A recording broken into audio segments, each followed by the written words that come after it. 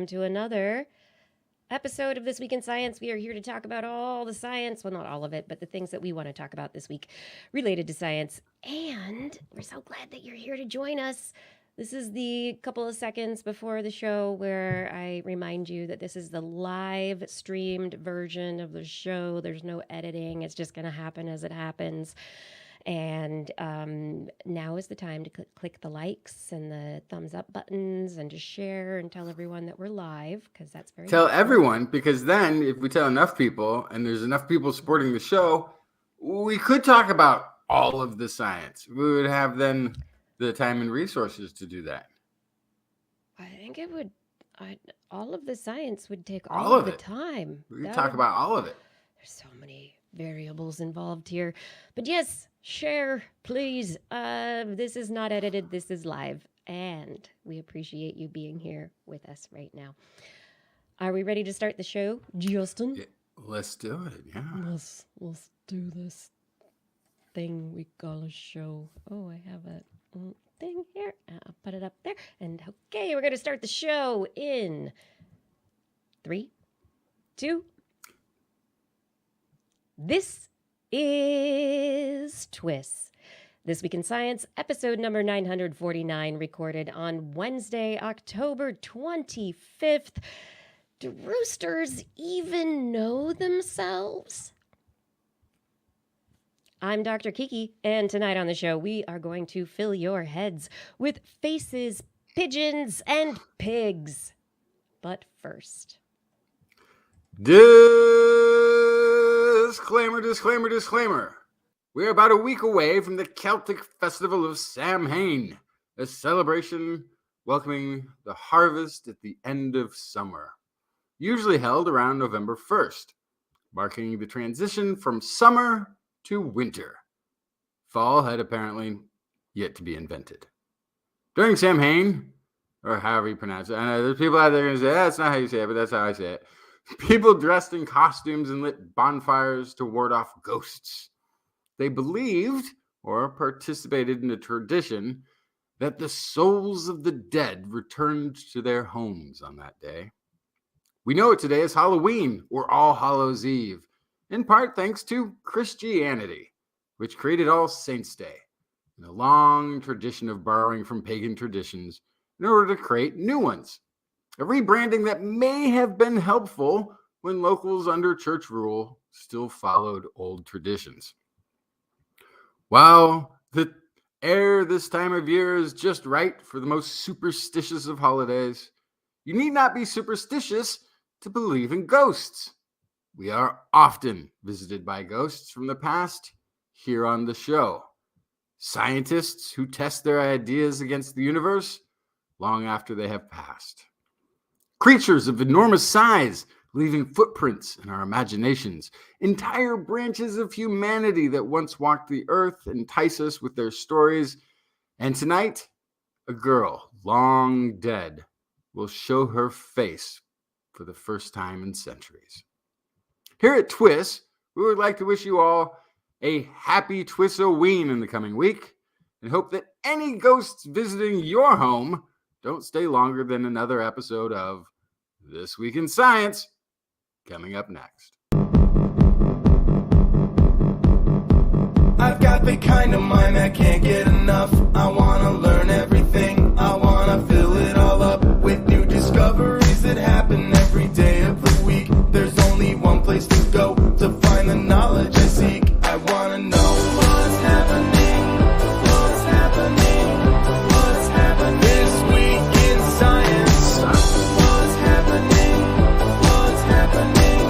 What's happening this week in science? Good science to you, Kiki. And a good science to you too, Justin, and everyone out there. Welcome to another episode of This Week in Science. It's not yet Halloween. It's not yet Samhain, but you know, things are scary out there. So eat candy, be happy, find things to celebrate, like pumpkins. Yeah. Or whatever. Whatever fills your gourd. Yeah, I don't think I've carved a pumpkin for it must have been at least a year now. Gosh. Good thing Halloween came around and remind us of those fun things that we should be doing all throughout the year. You can carve a pumpkin whenever you want, but this is the official time to do this. Yes. And it is now the official time for us to be talking about the science news, yeah? Yeah. Yeah, so we have a great show ahead full of all sorts of stories. I have stories about language lessons, pig priorities, rooster recognition, LIGO leveling up, and lots of brains. Mwahaha. Well, I always have brains, but anyway. What do you have, Justin? I've got the face of an ancient mummy. Okay. The fuzzy bane of blueberries. Spooky policing. And an old trope dies once again. Oh. Do we like tropes dying? Is that what we like? Or tropes... sometimes they're overdue. This is the one that used to go that men hunt, women gather. Oh. And now has been updated again on the show. I feel like we've done this a few times. Yep. But this is another look at men hunt and gather while women hunt and gather. Every able-bodied person is gonna help us all survive. So let's talk. Can you imagine now? It's like, it comes to be winter and women are just like, all right, we're done working. Yeah, there's not a lot of gathering to do right here this time of year. So just go out and hunt. We're just gonna sit chill here, out for a while. Cook a soup over the fire. Whatevs. As we jump into the show here tonight, I would like to remind all of you that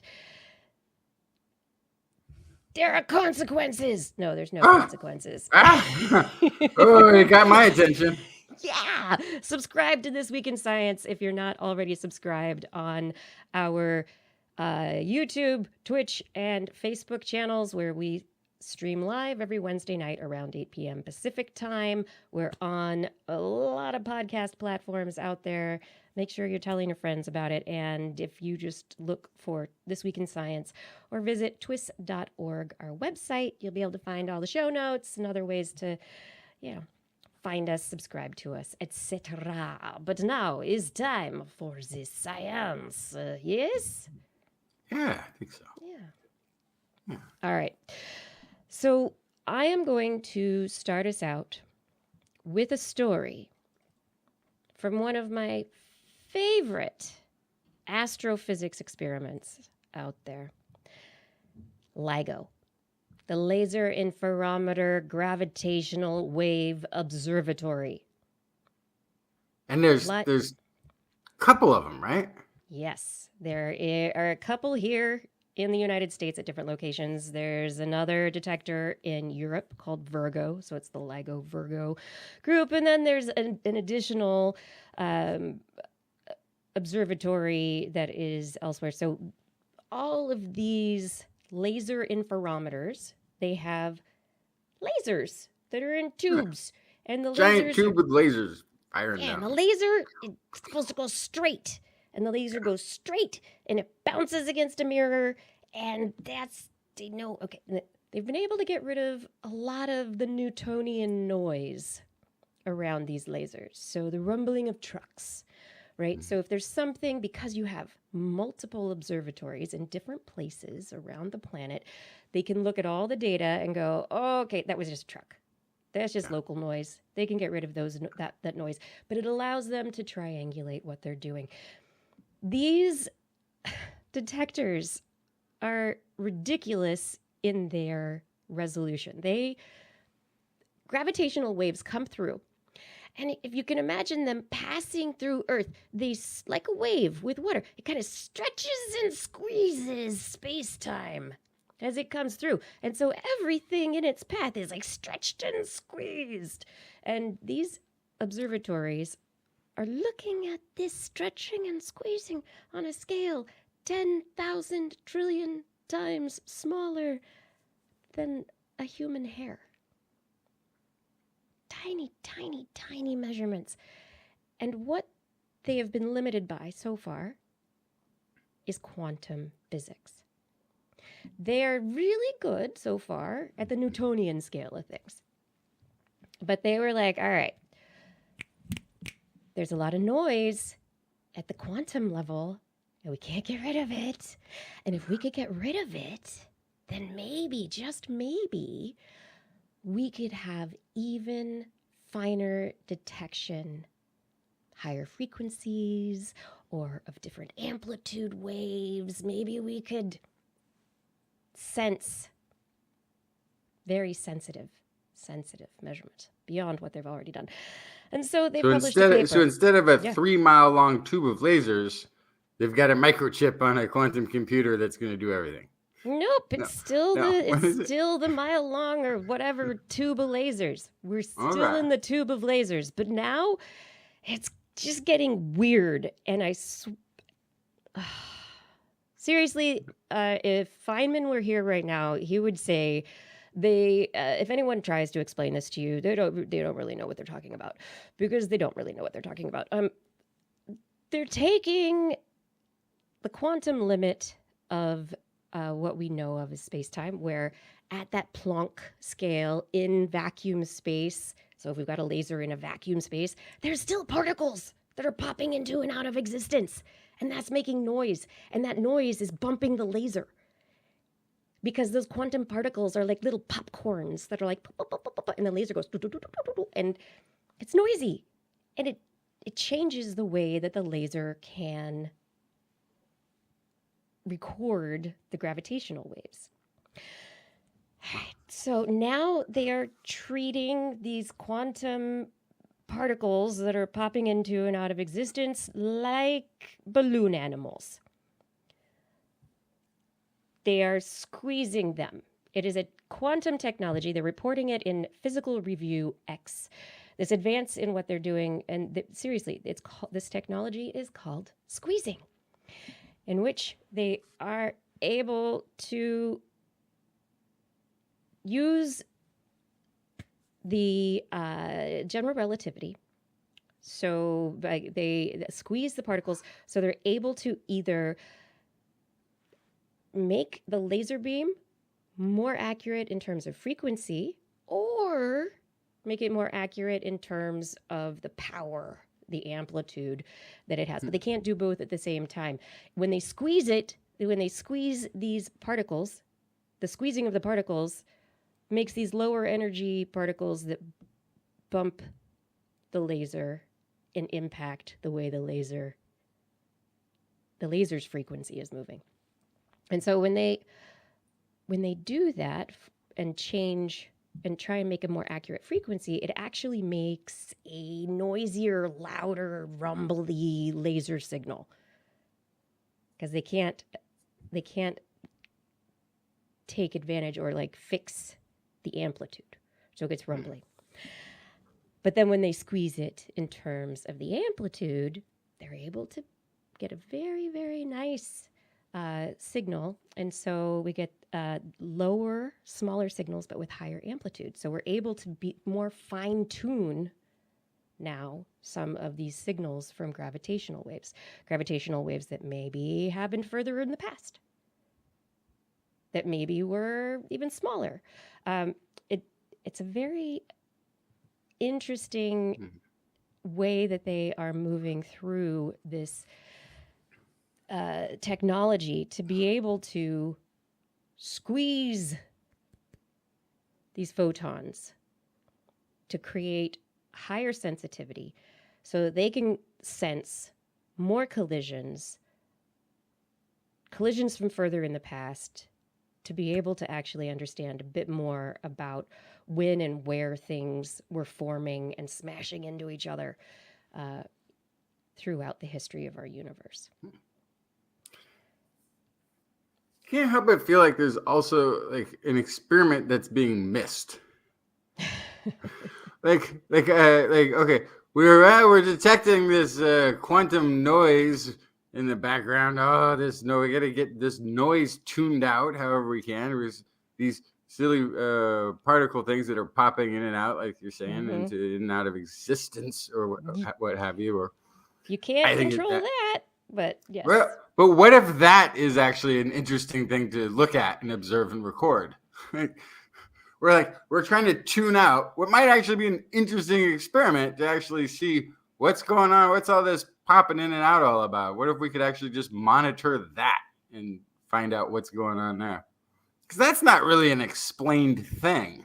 No, right? The Planck distance and particles popping into and out of existence, this quantum realm of, the Heisenberg principle, and there's so it's complicated and it's fascinating, and it's amazing that researchers have been able to squeeze light in such a way that they you've got an interesting ad up there. Oh, great. Wonderful advertisements for other videos at the end of that one that I was showing. That was a video from Caltech that I just was sharing with everyone. The researchers, though, are saying at some point, if you do more squeezing, you're not going to gain much. We need to prepare for what was to come next in our ability to detect gravitational waves.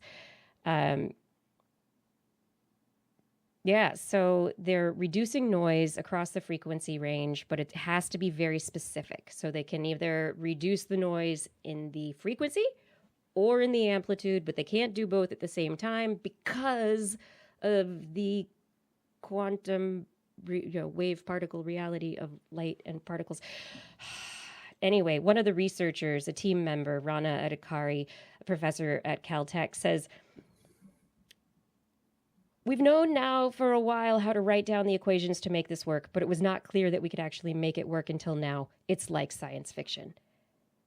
And I kind of have to agree. I think we're stepping into a place that's very advanced, and the minute level of precision that they are achieving is pretty amazing. Going from Newtonian physics, getting rid of the rumble of trucks, to the quantum realm. Quantum light creates a problem, but it also gives... Because that was, you brought up trucks a few times. That was like one of the first gravity waves that LIGO detected. Turned out to be truck traffic. There was a certain time when the trucks were rumbling by. And that's when they would say, every morning around 5 in the morning, we get this gravity wave. Well, it's also when the trucks leave the nearby factory. Oh, what a coincidence! I love one of the history of this whole idea of squeezing light. It got kicked off experimental demonstrations in 1986 by researchers at Caltech, and this H. Jeff Kimball compared squeezed light to a cucumber. The certainty of the light measurements are pushed into only one direction or feature, turning quantum cabbages into quantum cucumbers.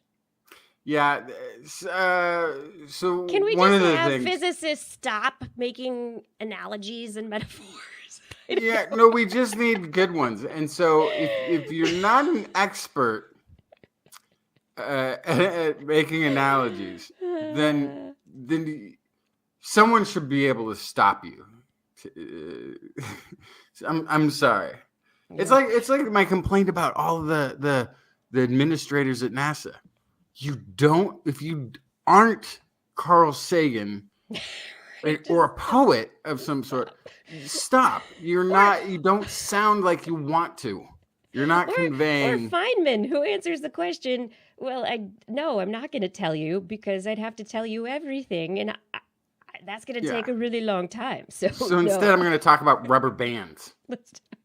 I've got a rubber band, and I'm just going to manipulate this in front of the camera a little bit, and that's going to be your explanation. That's what you're going to have to live with, which is fine. Yeah.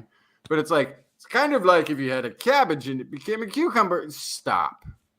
You've gone too far. Or if I took a balloon and I decided that I wanted to turn it into a balloon dog. Suddenly, no. Yeah. So LIGO is working on this squeezing technology. It hopefully will be applied to Virgo very soon. And then the two of them will be doing runs through the end of 2024 that will potentially bring us even more neutron star destruction and black hole collisions and all sorts of interesting stuff. So we'll keep waiting for all that news. But in the meantime, yeah, quantum balloon animals. Well, the exciting thing is first of all that it's now detecting anything. Because for the longest time it just wasn't. And then LIGO started detecting stuff like right away. Yeah, but we didn't know if it was gravity waves. Like we just have no idea what they were really detecting, or if it was noise in the thing. But it's sort of like the guys who discovered the background radiation Yeah. of the universe, microwave background radiation. Kept trying to clean their observatory. Kept thinking it was like pigeon poop building up in there or something. Right? It was just noise, and then somebody made a call. They called somebody. And I was like, "Hey, what do you think this is?" Like, well, there is a team looking for a signal in that frequency in space that's been theorized. Did you just find it? Yeah, let's go check. Yeah, that looks like it. We thought it was pigeon poop and can't clean the universe. But it's kind of like I'd be really excited if we get to the point where LIGO is through, like you say, all these collisions and things in the universe, being able to create sort of a map, like an echolocation of gravity events throughout the universe. It'd be really interesting to see how this develops and see what pictures that we can get of things that may not be visible. Right. So this plus JWIST plus Hubble, like, so looking at there's Gaia, there's all these maps that are taking like different efforts to look at our universe, put them all together. And what are we going to see? Yeah. It will, and because part of the tricky part is where we look is limited. Yeah. Like where we look out into our galaxy is very limited in the little pinpoints where we decide to point a telescope and way in. But the gravity waves, I would assume, don't care which way we're looking. Nope. They're just waving through left and right, up and down, whichever you want to call a direction. And so that's, I think, the best possibility of getting a little bit more of a 3D map of all of the galaxy around us. Maybe. Absolutely. And then looking outside of our galaxy, I don't know if gravity waves are propagating in deep space. Not outside. Outside. No, yeah. Outside the galaxy? Yes. These are gravitational waves. These are definitely out from all over the place. So we can catch another galaxy's gravity wave this far away? I don't know. I don't know how long you can catch a wave in. I don't know. Are you a quantum surfer, man?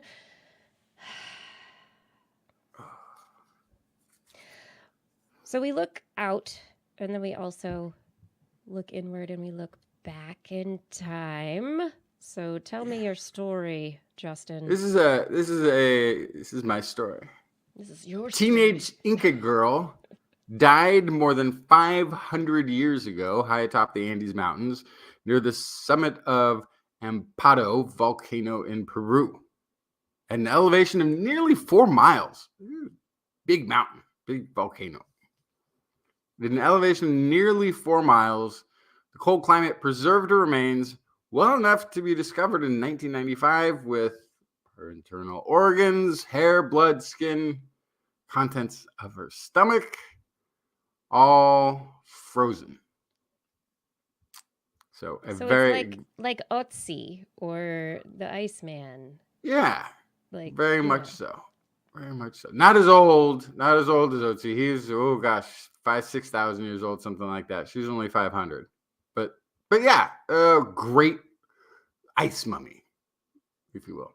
So this ice mummy, known as the Inca Ice Maiden, or sometimes the Lady of Amparo, or simply Juanita, because of course she should be given a Spanish name, seeing as how the Spanish destroyed the civilization she was born into. Ouch, but true. Yes. Some many years after she died. So they hadn't actually arrived there. But how better to preserve her memory than to give her a name based on a civilization she had never encountered, who also... Well, one better way... To the victor go the spoils. One better way to maybe honor her, maybe facial reconstruction. To perhaps put a face to the forensic features. This was a team of Polish and Peruvian scientists worked with a Swedish sculptor specializing in facial reconstructions. Nilsson, Swedish archaeologist and sculptor, specializes in 3D facial reconstructions of ancient humans, spent about 400 hours modeling this face. And they used, of course, the skull and body scans. They went deeper. They'd used DNA trait studies, some ethnological characteristics. They took into account age. This ice maiden is thought to be 13, 14, 15-year-old range, somewhere in there.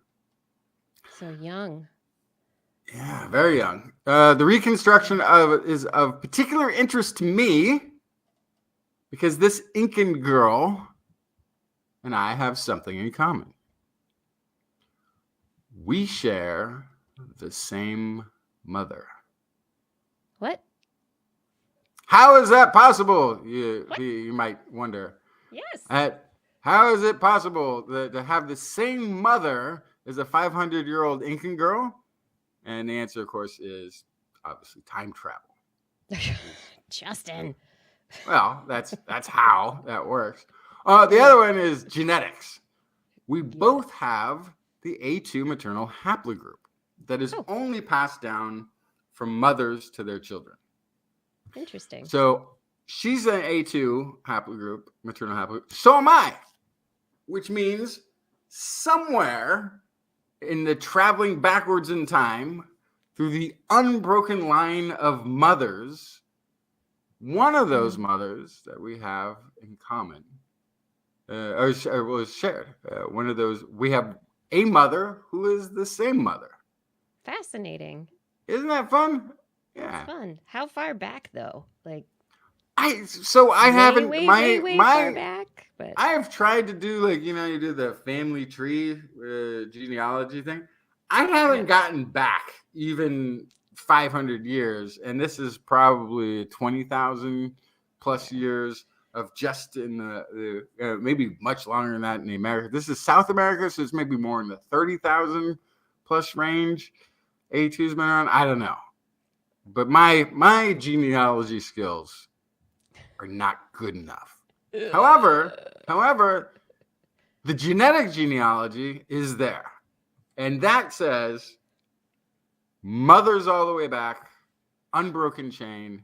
Me and this girl are related. Fascinating. At some point back in time. But still, this is unbroken mother to daughter, mother to daughter, mother to daughter. It ends at me. I mean, I have it, but I can't pass it on. But you can't pass it on because I can't pass on A2. So it ends if it's just the male. And this is mitochondrial DNA, yes? Yeah. Yeah.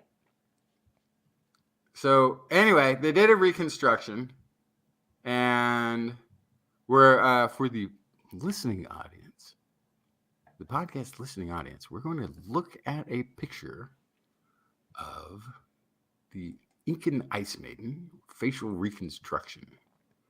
And do one more. Do one more. See that? Are you turning your face now? You want to? I got a little profile. Justin is attempting to share his profile with this young. I think they did a pretty good job on the nose. I think that's been definitely can see that. Well preserved. The relation there. Yeah. Anyway. It's beautiful. The reconstruction. She was beautiful. She had to put all of these traits together, the ideas of the genetics and what traits that would give her, and the bones, the skull, everything, to produce this kind of a sculpting is really amazing. And Yeah. I think it's incredible to, we do have statues from ancient Rome, ancient Greece. We have paintings, we have other art. But whenever we can put a face to someone, it hits so much more strongly, because just our nervous system is wired for faces. And it just, suddenly it's a person. It's not a skull. This was a young human being who was sacrificed in a ritual for whatever reason. Hopefully the rains came after. But So somebody's asking. Somebody's asking, is it wax? I understand it's silicon and some other constructs. So I think it's designed more like a Hollywood prop than a Madame Tussauds house wax museum kind of a thing. But, yeah, and she has beautiful olive skin, dark brown eyes. They've given the Nilsson, the sculptor, has given her an expression of looking out into the world. Yeah. I don't know. It's funny. It's really, supposed to be a really sort of incredible. pensive look or something. Yeah. It kind of looks to me like, so like if somebody said, "So are you excited about getting sacrificed to the rain gods?" And she's like, "Yeah, I'm really. That's great. So great. That's culturally, it may have been an honor for her at that point in time. Yeah, and she's dressed like nobility. She's wearing. She's got like a silver clasp on really fancy clothes and just finest textiles, and there's little figures of gold and silver that are there. But it might just be for that day, because for that moment. But it doesn't matter. That was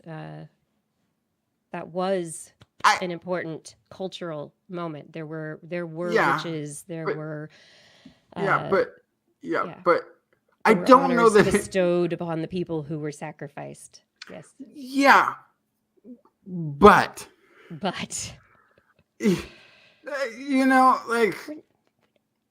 and first of all, it's even if that is what happened, I have two trains of thought. One is like, I don't think anybody really volunteers for these sorts of things. I think everybody around you saying it's a great idea doesn't mean that you think so. The other thing is, because you're not part of that culture. You have no idea what it was like to be part of that culture at that I have no idea, time. but and it could have been a great, great honor that was very exciting. You have no idea. But I also have a really strong resistance to the interpretation of sacrifice, human sacrifice in South America, because of where all that information filtered through. Because how it historically was filtered. We don't. Well, historically, initially a lot of it was nonsense and built up by conquistadors trying to justify their brutal tactics in the Americas, their violence to people back home who were starting to hear reports and going, "What are you doing to these people?" But we have to, because they're and then it's also civilized, when in fact they were very civilized. And that justification has been going on through a filter of trope and everything else. Whereas sometimes graveyards of people of all different ages and what have you have been interpreted as mass sacrifice because they found a lot of dead people buried, and so they were mass sacrificed. When in fact, when the actual forensic research comes in, these people all died at different times, at different ages. This looks like a cemetery. This is what you would expect, but with the filter that's on. Now, I'm not saying there wasn't human sacrifice that took place. Apparently, there was a lot, but I don't know if I believe it because the sources of a lot of this information filtered through time. And well, I won't get into the other reasons, but there still seems to be some level of desire to justify the actions of the past in a lot of this, as well as biases of past research. But anyway, fun to see my distant cousin, sister, mother, friend portrayed this way. I think it's very exciting. It's always fun when we can start putting these pieces together to put faces to historical figures and actually bring it into a realm of understanding that our brains can handle. Moving forward in stories, let's talk about AI and how it's teaching us about language a bit. Artificial intelligence. And yes, I know this is machine learning. And these two studies that I've been looking at this week are working with neural nets and so with neural networks of neuronal-like artificial constructs. So they're fake brains. They're computer brains, but not brains, but they're set up in a way that is meant to be learning and acting like the way that a brain's network of neurons does. And in this work, these researchers, there's a couple of different studies. So one group of researchers was looking at neural networks and how they learned. They compared, and this is published October 25th in Nature. These researchers were creating an artificial intelligence system that was based in neural network type paradigm, and it learned language better than ChatGPT. So in the end, they created a system that was able to train on words and concepts and learn in the way that people's brains would learn. So they tested people in the first study on fake words. They were nonsense words, but they gave them meaning. So they called them primitive words. Dax, whiff, lug. And these words, it's like learning another language. These words represented concepts like skipping or jumping. And then they had function words, blicket, Kiki, and fep. Now I want to know why Kiki is always used in these studies. But anyway, and then they had various rules for combining the functions with the primitives, and they could have sequences like Dax, Kiki, Kiki, Kiki, or whiff, fep, which would be like jump 3 times or skip backwards or whatever. They trained the people also with the words related to colors. And so a red circle was Dax, blue was lug, and the people got a combination of these primitive words and function words and with patterns of circles. And so people would be shown something like Dax fep, and it had 3 red circles, or lug fep with 3 blue circles. And so it indicated how they were supposed to interpret what was going on. And so there wasn't any actual training of like, this is what this means. The participants had to figure out what the stuff meant. And so and if it was poor really Blair was testing. part of it, it just says Dax, Dax, Dax, Dax, Dax, Dax, Dax, over and over and over again. Color, I don't know. But they had to apply the rules that were abstract and give the rules the right combinations of the primitive words and the function words, and they had to select the right color and number of circles and put things. So basically they had to understand nonsense and make sense out of nonsense. And so they tested it with people. So when people did the sense making out of the nonsensing, they were right about 80% of the time on average. And then when they trained their algorithm on the same kind of data, there was about the same. ChatGPT struggled with the task, failing between 42 and 86% of the time. Oh, that's high. Yeah, and so the researchers are interested in this because it's like a proof of principle that training and repetition can help scale up and can generalize across big data sets, but it also could potentially help us figure out how to get rid of hallucination in these algorithms we use like ChatGPT, so that we don't have as many inaccurate outputs. And then the second study, which follows right on the tail of this one, the researchers were looking at a neural network and comparing it with how people learn language, symbols, and concepts. And in training their neural network, they saw aspects of how they needed to train the computer network to get it to learn certain concepts like a cat or a dog, versus concepts, more abstract concepts like beauty, happiness, emotions, or whatever.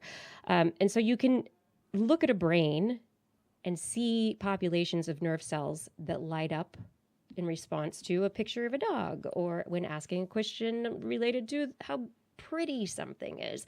And language models really don't have that level of communication and meaningfulness.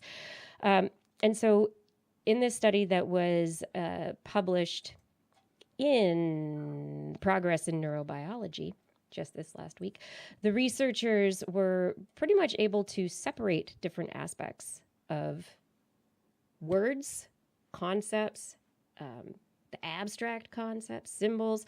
And like we've talked about on the show many, many times, the idea that if you learn a language growing up, it makes your brain kind of think about things in a different way.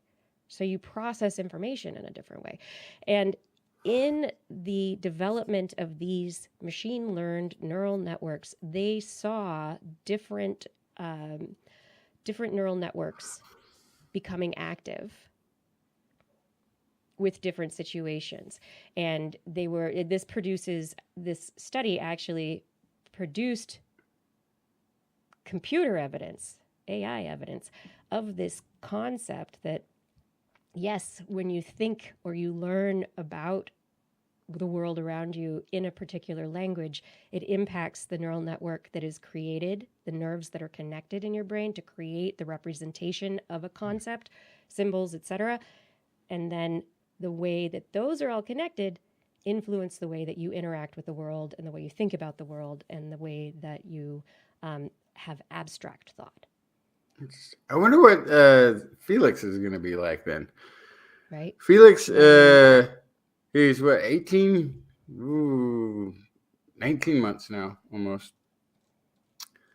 He's gotten to he's now asking what everything is called, but he will ask his mother, and then he'll turn and ask me. Because he's figured out that two different languages, two different ways to say things. That we both have different words for everything. And so he will ask both of us, like, what's this? And then he'll turn to me, what's this? After getting mother's answer. Right. And this is, I think, a fantastic question, which is, those of us who are raised speaking only one language, what does that do for how does it limit or constrain our thinking versus being able to think in multiple languages? There have been conversations where people switch from one way of thinking to another depending on which language they are using and how they're communicating. And it's as if the brain is segmenting its hard drive a little bit, as opposed to actually connecting those things. But that's not something that's been shown or proven, but it's just interesting to see as they train a machine learning neural network that there are these similarities. And they've been able to show that it does seem to support the idea of, what language you learn influence the structure of your brain, and that influences the way that you're able to think abstractly.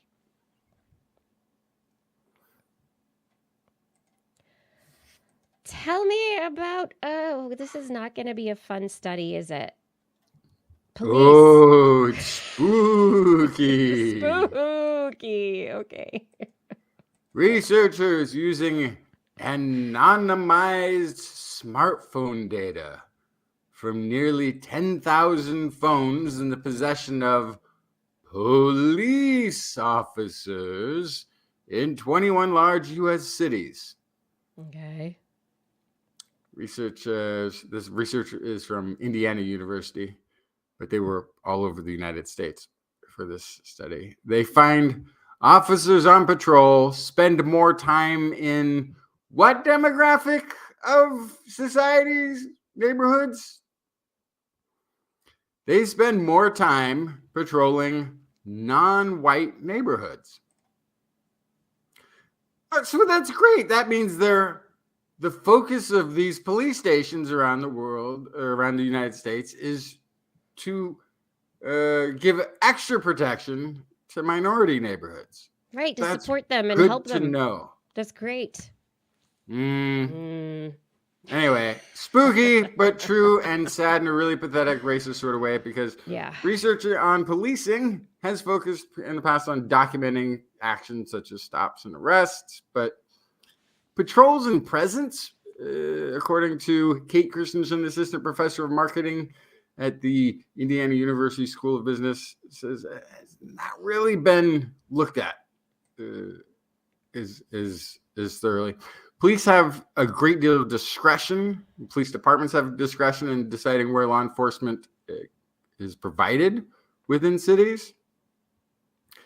And she says here that where police officers are located matters because it affects where crimes are deterred and what the public knows about crimes as they happen. Police presence can influence when and where crime is officially recorded. And so that's sort of true, I think, but also only sort of, because police presence isn't how crime is reported.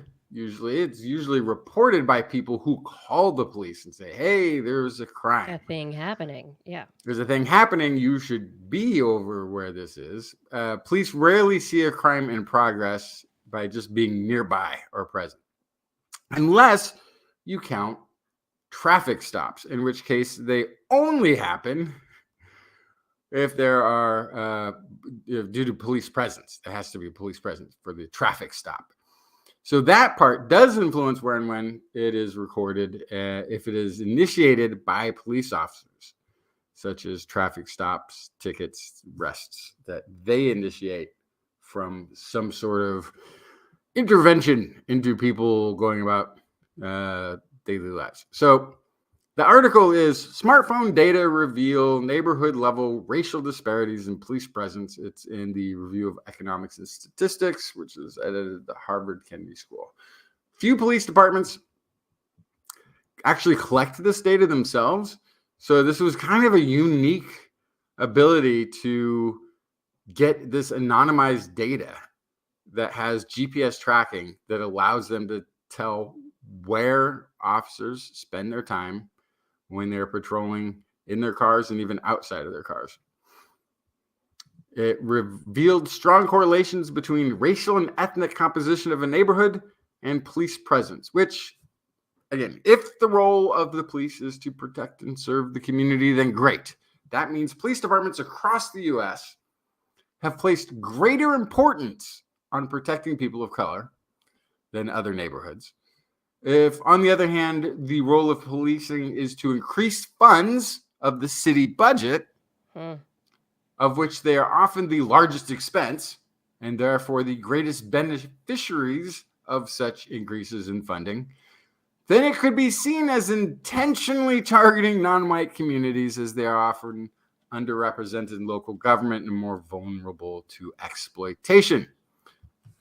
Researchers write, our findings suggest that disparities in exposure to police are associated with both structural socioeconomic disparities and discretionary decision-making by police commanders and officers. When they combine police presence data with geocoded arrest data available for 6 of the cities, New York, Los Angeles, Chicago, Dallas, Austin, Washington, D.C. You should recognize those are all cities within the United States. Yes. They found higher arrest rates of Black residents were connected to more officer time spent in Black neighborhoods. The level of disparity persists after controlling for density, socioeconomic, economic, crime-driven demand for policing. You know, there was you can the have number an of calls for help that right. doesn't matter.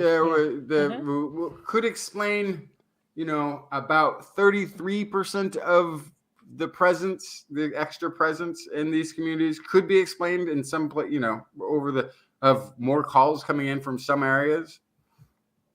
But then they have the other 60 to 70%, which had no explanation other than targeting. So this is a quote here from this neighborhood level disparity persists after controlling for density, socioeconomic, and crime-driven demand for policing, and may be lower in cities with more Black police supervisors, but not officers. Patterns of police presence statistically explain 57% of the higher arrest rate in more Black neighborhoods. Violent crime data suggests a reasonable explanation for the increased police presence in about a third of locations. Those don't match at all. But it does, yeah. It's that other 60 to 70% that is not. So that's a big deal because, again, I like find out what if you live in America, find out from your city because they have a budget. And you should be able to look this up. You probably don't have to go in anywhere. You might even be able to look it up online. Find out what your police budget is. Mm-hmm. I think it will astound you. In a lot of cities, it's 50 or over 50% of the city's budget is going to policing, not the potholes, not the schools, not to renovating the downtown area for business. And all of this, if people are spending, the police are spending time in these particular neighborhoods, we have to also look at historic redlining of neighborhoods. We have to look at the history of why there are certain neighborhoods that are made up of minorities versus, you know, being more diverse. There is history that impacted everything that we are seeing today, and this is an ongoing issue, but this is an additional piece of data showing the disparity that is obvious. Yeah, it makes it look like targeting, and you know, if the thing is, like. The thing is, if this wasn't showing greater police presence in Black and also Hispanic communities, were also about the same level of increased policing compared to non-Hispanic white neighborhoods. Right. How I guess their phraseology there. You know, if it was like policing is such a good thing that the people in charge of the community somehow aren't allowing it to be. It's a little bit obvious what the role of policing is here. It's not positive. So what does that tell you, though? That if police patrolling and police presence is not a positive influence on a community, what are we spending half of the city budget on? Yeah. And what are we doing, right? I gotta grab something. Be right back. Also, I have a story about what we're spending our money on in terms of our meat. researchers publishing in Livestock Science this last week. Their paper is Willingness to Pay for Reduced Carbon Footprint and Other Sustainability Concerns Relating to Pork Production, a comparison of consumers in China, Denmark, Germany, and the UK. So the researchers, they looked at how people felt about animal welfare, about what would make them more willing to pay more money for pork products that they're purchasing. So we're talking about climate a lot recently, and so that's where these researchers were coming from, which is that, pigs and pig agriculture, the raising of pigs is a huge climate impact. But you can reduce it a little bit by shoving more pigs into smaller areas. You can have pigs produce more pigs faster. And there's a decrease in the amount of carbon dioxide that is released from these efforts. So the researchers were asking people in China, Denmark, the UK, what would they be willing to consider in terms of what they would pay for their pork products. And surprise, surprise, people really don't care about their pigs with respect to climate change. They want happy pigs. In China, they wanted healthy pigs. They want pigs that are not going to have a disease that's going to make everybody sick. But the Western countries were more interested in happy pigs. So people would spend more money, and in the study, they said about 20% more money to buy happy pig products. The problem is, according to the researchers, 20% of the cost from current prices of pig products to increase to some future price is not enough. 20% more in the cost of producing a pig for the products in the end cost for the consumer is not going to be enough to give that pig enough room, enough time, enough nice food, like to really make it happy. So the amount of the amount of money that people want to pay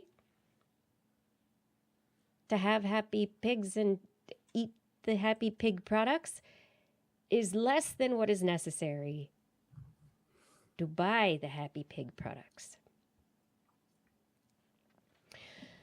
So it's interesting. The researchers conclude in many countries, morality among piglets is sky high. I mean, I don't think he meant among piglets, because I don't think we're talking about like piglet morality here. But there are far too many sows that cannot withstand the production pressure as a consequence of their already being pushed so hard. So instead of increasing production pressure, yet further in the name of climate protection, we should, on the contrary, set higher minimum requirements for pig welfare and hopefully get them through at the EU level as well. In Denmark and at EU level, no regulations have been added since the late 90s. So it's time for something to be done about animal welfare. So Denmark's number one export, aside from maybe LIGO, is pork products. You cannot buy good bacon in Denmark. No? Denmark has the worst bacon, Danish bacon, in Denmark. Because they apparently export all the good bacon. Stuff. It goes to the UK. The UK is eating all our bacon over here. We'll pay for it. So you get this. It's okay bacon, but it's not like, oh, there's a thick cut of bacon that you would hope for when you bought that bacon. You looked in that package and you say, oh, look, I can see that this one has some pork in it. It's not all fat. Anyway. So, Gary L in the chat room on YouTube is saying, I think they would be happier if we didn't eat them. probably true. So But so in here's thinking, this is an argument though. This is an argument no, about this is when you're talking from the animal perspective. This is an argument I've always had with my oldest daughter, who at a very young age decided she didn't want to eat cows anymore, which is great. That's fine. Be a vegetarian. However, there's other animals, there's not just cows. well, but my point though is that if we don't eat them, they wouldn't exist. With all the animals that have gone extinct, I mean, there's a reason that there's Well, billions of pigs and billions of yes, cows and yes, chickens. yes, And yes. right, it's But because without us eating them, they don't. So they have a purpose. domestic ecosystem that they're Yes. existing in. Okay, but I'm But they're going to existing counter in that. much greater numbers than a lot of other animals because of it. So there's Right. And they're having a massive impact on the climate. And we talk all the time about how, one of the things that people can do to impact climate change is to not just get rid of their air conditioner or refrigerator or freezer, but is stop eating meat. And so this comes down to, if people are really, really concerned about animal welfare, if they would rather pay more for a happier pig, then what we should be investing in are not the big, big pig farms, the big things where it's massive numbers of animals that are really having incredible impacts on climate because the amount of excrement and methane emissions and other aspects of how they impact the environment.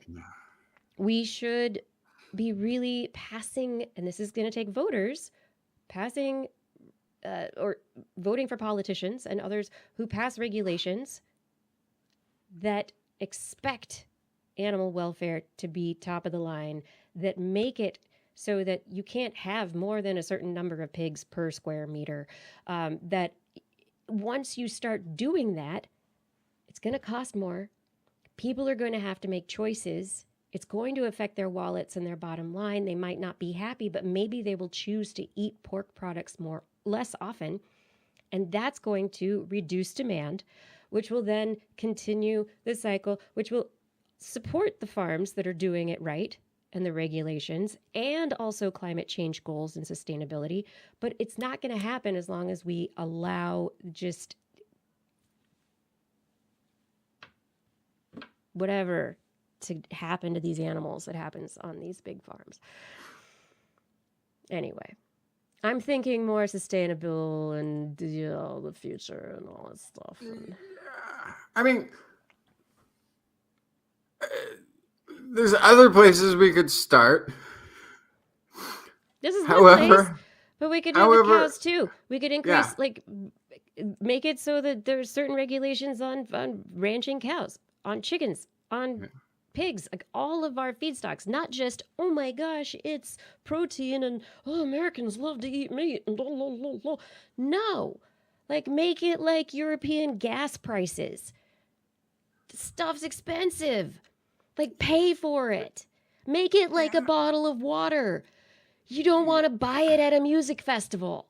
Like make it so that people are hitting the wallet and they're like, okay, maybe I'll choose differently. And that's going to impact everything. But we're not doing that. We're in a, you can have whatever you want, however much you want of it. We're going to make it as cheap as possible. You get to get. And that's just not and I think that's the right approach. I just think that the sustainability model does have to be part of that, and so hopefully with science we can find a sustainable way to continue to get, meaning everybody eats, meaning everybody eats a nutritious meal, and part of the problem then too is like, well, if we have everything too processed, then we're going to have like disease from the processed meats and the things and the stuff. So you also want it to be. We know that there are nutritious ways to eat that do not involve meat at every meal, and it's just this crazy idea that we've come up with. I grew up thinking that salmon was this special thing that you only got every once in like this like amazing, like somebody was, oh my God, somebody can pay for salmon. Oh my gosh. Oh, my family was different. Yeah, my No. family was not waiting to pay for salmon. No. It's like, oh, somebody caught a salmon. All right, we're eating salmon.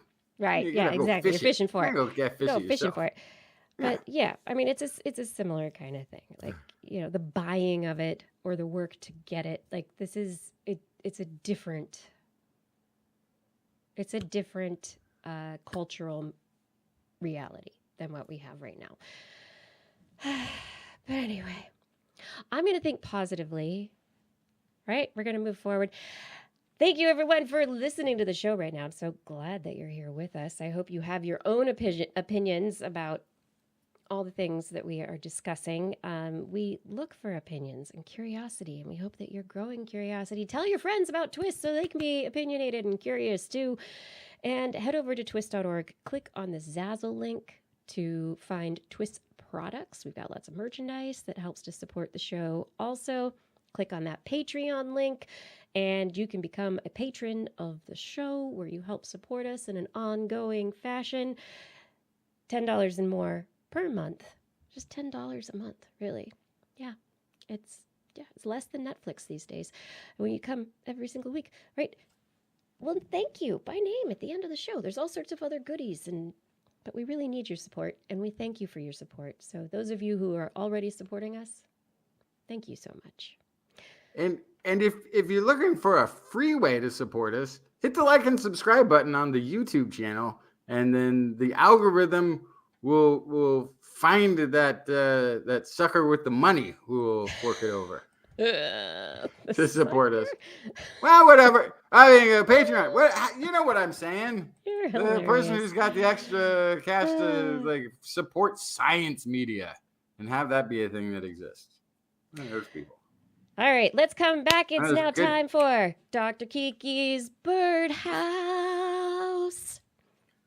Birdhouse. Yeah, Oh, yeah. I like it. Dr. Kiki's Birdhouse. That's fantastic. Well, how come? What took us 20 years to figure out Dr. Kiki's Birdhouse? That should have been A thing, but perfect. it's now a thing. So, number one, birds aren't real. What? Well, they Again? are. No, I thought they got that's- proven to be real. A Yeah, little while and ago. there's a guy with a TED Talk, and he's got his whole memification thing. Birds aren't real, trying to show how misinformation spreads and could, prove conspiracy theory thinking and mindsets and blah blah blah blah blah. Anyway, a group of researchers looked at pigeons because pigeons are smart. Don't you think of pigeons as being so intelligent? Not really. No, I don't. Yeah. So But they're survivors. Oh, they're scrappy. I'll give them They're the that. best generalists. They could do, yes, they survive. Researchers at Ohio State University looked at pigeons and how they could take a bunch of, like in the AI nonsense to sense language study earlier, they gave them a bunch of lines of widths and angles and rings and sectioned rings and all, and they had rules to it that the pigeons had to kind of figure out and peck at a button to get food. So it was like, oh, peck the right thing and you get food. And so the pigeons, they started doing great. So the pigeons, as they improved, through trial and error, they went from about 55% accuracy to 95% accuracy. And then they gave them can learn. Yes, Yeah. pigeons can learn. With nothing that's like, this is what is the thing you should learn. It's just information. Just them figuring it out. No instructions in bird language. No, yes. No bird tutor telling them what to do. And then in a more difficult scenario, they improved from 55 to 68%. There's a little bit of a limit to what they could do in terms of the complexity of all this information. But the researchers say that the pigeons were using what's called associative learning. So they were able to link a particular size of a line or a thing. And this is what I get my treat for. It's the Pavlov's bell association. So you ring a bell and dogs salivate even though there's no food. You've created an association between these things. And so we normally think of associative learning as really primitive and rigid, and we think of it like it's used in basic neurophysiology. We've got aplysia, these snails that retract themselves into the shell at a shock, and so they learn to avoid areas and do things.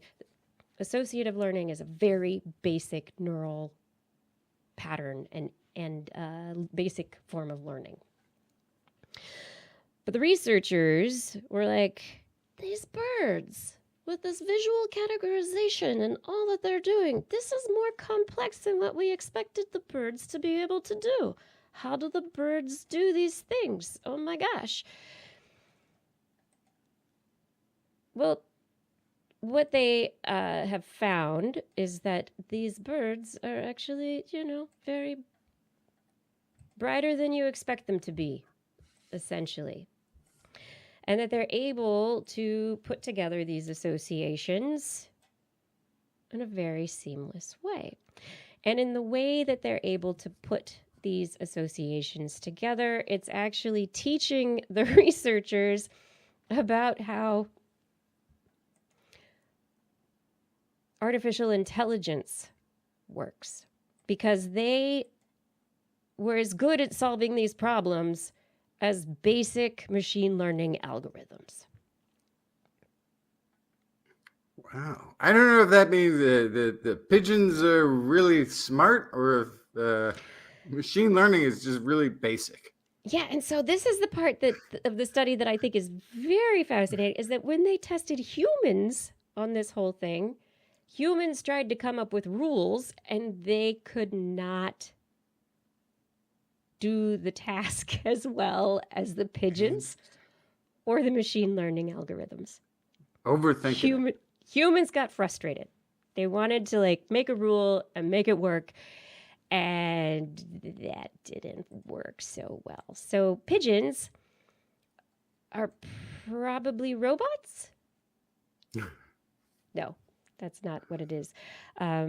Yeah, humans have a more complex layer of learning that is involved, and it's just interesting with these results to see that the associative learning is not just as basic and rigid as people may think it to be, and that it can impact much higher order complex systems like visual learning, and that these systems are used very capably by higher level organisms like pigeons, even though they're not the smartest of birds.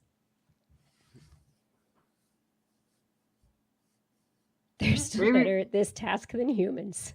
Maybe we just haven't been giving them the credit they deserve for intelligence. Right. Maybe they're much smarter than we just give. You just don't, I mean, it's bias, but you just don't look like a smart bird. Yeah.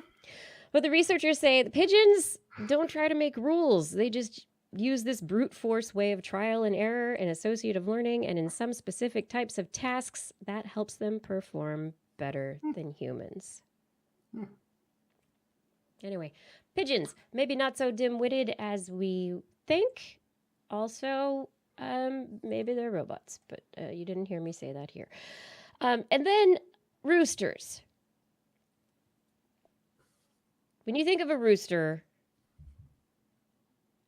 you think of that bird dude who's strutting around the house, protecting his hens. He's going to fight off any other challengers. He's going to be aggressive. He's going to rooster crow if there's any predators around to warn his hens to make sure that nobody's getting eaten. That rooster is going to be in charge of stuff. But does that rooster really know who he is? Does he have self-awareness S- like a person? Like a dog? Like a So- dolphin? I have a unique, somewhat jaded perspective on this because Okay, yes, you lived in the country. Same as lived me. on a very recently was living on a farm Yeah. just a few years back, and most of the roosters are just running around doing like roostery chicken, just looking like a big chicken wandering around looking for something to peck. I had this one who used to walk up to me. He kind of like one eye look and then one eye look. And I was eating peanuts one day out there on the farm, eating peanuts, shucking them. And I just threw one away. He ate it. And all of a sudden, this rooster would come around a lot, but he didn't He's your friend. There you go. Yeah, but I would like talk to him about stuff, and he seemed like he listened. He seemed like he was really paying attention when I was talking to him, and I could call him. And he would come over and, see if I had peanuts or sunflower seeds or something to throw. And then I'd get annoyed. Like, I was like, okay, I'm working here, take off. And he would wander away. And I'm like, but it wasn't like all of the roosters on the farm. Just that one. None of the chickens. But this one rooster was like the smartest rooster and like the most like, I get you're not in the mood to hang out today. I'll go wander off. Or like, hey, come over. What are you doing? There's no reason that different roosters can't have different personalities and different ways of interacting with others. This rooster was my buddy. Yeah. For a while. And then one day he wasn't there. No. And I didn't even want to talk to the farmer about it because, roosters are for eating. And one day I was like, I haven't seen the rooster. And he's like, yeah, neither have I. Yeah. Rooster took off. I was like, you didn't get the rooster? I thought you got the rooster. He's like, I didn't take that rooster. Oh, no, what happened? So we think maybe like coyotes got my buddy. Yeah. Anyway, sorry. You were telling the story. Sidelined, but great story. God, who knows what happened to your rooster? I don't know. In this really particular study, researchers were looking at roosters and their potential self-awareness. So these researchers were interested in the fact that roosters will call out to others, their peers, about threats, about possibility of predators, other like a bird of prey coming around. And so in this study, similar to studies where they've looked for self-awareness in other animals by marking one part of an animal or another, they put a rooster in one of two sections of an indoor space.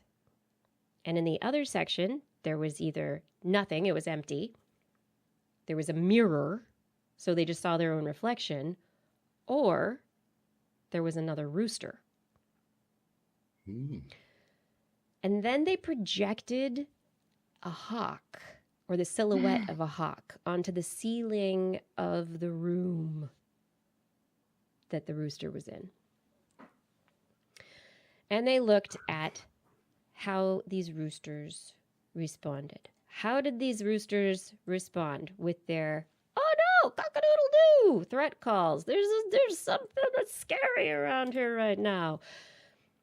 The researchers found that the roosters who had been marked with a cornstarch dye prior to some of these mirror interactions, the roosters called their alarm call to themselves. No, to the other rooster. To the other rooster. I would have thought it would have been the opposite. No, the roosters made more alarm calls when there was another real rooster, chicken, conspecific peer in the room with them, they did not make as many calls to themselves in a mirror. And we tend to think of birds as seeing themselves in a mirror and like attacking the image in the mirror, not under, These roosters figured it out. They got it. So this is how. Nope, that's me. Nope, no, I don't need to make a big deal how about this. selfish of a rooster I would be. Yeah. Because other roosters on the farm are competition. You're. If I saw a rooster that didn't look like me, I'd be like, Justin. I'm gonna go over here. I'm just gonna take a little walk underneath the shelter and just not say anything about the hawk, because if it gets him, if he didn't see it and he gets him, that's more hens for me. But Yeah. but if he looks like me, they could be kin. I gotta look out for kin. Let him know. But no, it was the conspecific. Okay. Mm-hmm. So that means they like recognized that it was them in the mirror, or does that mean that they just couldn't tell what the mirror was? Maybe it means they couldn't tell what the mirror was. Maybe it is that they recognized themselves in the mirror. One of the interesting aspects is the fourth condition, in which they had a mirror and another rooster. So they saw themselves, but they also saw another rooster, and those results were within the bounds of an empty room or just a mirror in which they saw themselves. So it's possible that by seeing themselves, they only focused on themselves. Okay, yeah, okay. They focused on the other rooster. Or like you were saying, in it's interesting in the selfish game kind of idea. Oh, I see myself here. Rooster. Oh, this is me. I see myself. I don't know. Wait, if I don't say anything, maybe that other rooster. But it's an interesting result. So I think there's more that needs to be investigated here. But it was a huge difference between any mirror condition in which they saw themselves and just another rooster. Well, hang on. So I think I see what's going on here. So you got empty, meaning there's nobody else to warn and not make myself obvious. Right. No need to take any risks. Stay quiet. Okay. Stay quiet. You see the mirror. You maybe don't even notice the hawk now. You're just like, hey, look, who's that good looking rooster? Or you recognize yourself and you're like, shh, keep quiet. Shh, don't say anything. And then in the conspecific, oh, hey, there's my buddy, the other rooster. Hey, look out. And then he's there and the mirror, and now that rooster doesn't even notice the hawk. It's like, what a good looking rooster that is. Wow. So it's either that they're caught up in self-gazing. It's either self-gazing, like you're saying, or it is that it's the selfishness, again, where it's like, I see myself. Oh, save that guy. Don't say anything. Don't warn anybody. What if the thing he's telling the other rooster isn't, hey, look out? What if he's just going, run and flap. Hawk. Hey, how high can you jump? Oh my goodness. Who knows the minds of roosters other than the roosters themselves? All right, tell me about blueberries. Are like summer fruit? Blueberries are wonderful. So this is actually a story about sunflowers. Oh, okay. Which are cultivated for seeds and oil, but the stems of the sunflower are generally considered just to be a waste product. It's kind of thrown away, maybe turned into mulch or something like that. But turns out the extracts from sunflower stems could be useful in combating one of the world's most pernicious produce problems, the dreaded fuzzy blueberry mold. That invasive fungus that creeps into blueberry baskets, always hiding a few blueberries deep to keep your prospective customers and vigilant produce managers in the dark. The problem can lead to significant economic losses and food waste, both for producers and consumers of blueberries. According to the a paper in the journal Agricultural and Food Chemistry, compounds from sunflower crop waste can prevent rotting in blueberries. They suggest the food industry could use these natural compounds to protect against post-harvest diseases or inoculation from fungus. So sunflowers are particularly resistant to a lot of plant diseases. They're a great crop because you don't have to do as much to protect them, and they can grow in places where other crops might be more subjected to infestation. Researchers investigated whether the stems might contain chemical constituents responsible for this protective effect. They also wanted to find out if these compounds, which they did end up finding, could be used to fend off fungal plant pathogens and other things in fruit as a way to avoid the toxicity and resistance associated with chemical fungicides. Although just because it comes from a plant doesn't mean it's not a chemical. I'd like to point that out. Researchers isolated and identified the components in an extract focusing on diterpenoids, which are known to have biological activity. They found 17 of these diterpenoids, including 4 previously unknown compounds. Most of the diterpenoids showed activity against gray mold, the bane of blueberries. 4 of the compounds, including 2 of the newly identified ones, were effective at destroying the plasma membrane of the fungus, causing its cells to leak and preventing it from forming biofilms. In another test, researchers briefly wet blueberries with the stem extracts, then dried the fruits and injected them with mold spores. Over a period of 6 days, the stem extracts protected almost half the berries from mold growth. So almost half doesn't really sound like it was super effective, but in the wild, blueberries aren't usually being injected with mold spores either. Right. So it's also an extreme. A little extreme. Yeah. Yeah. But the scientists conclude that sunflower stem extracts could be used as natural biocontrol agents to prevent post-harvest disease in fruit. You can also just What is shake it? Otherwise, around your you could shake around your blueberries before you buy them. Check for that mold. Get them home and wash them in a little bit of baking soda and vinegar. And yeah. By the time I do all that, yeah.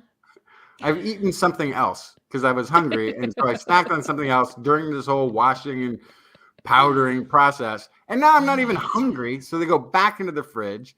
And then the thing I was eating, I put that in the fridge, which pushes the blueberries to the back where they just rot and become food waste. And that's gross. So no matter what you do, really. The issue of food waste is a really big issue. And if you can get more berries to consumers before they've gone bad and started molding, that's going to be a benefit, right? More people are going to eat them, consume them, and it just won't go to waste. Right? Yeah. But who knew? Sunflowers? Sunflower stems have got all this this antifungal compound built in.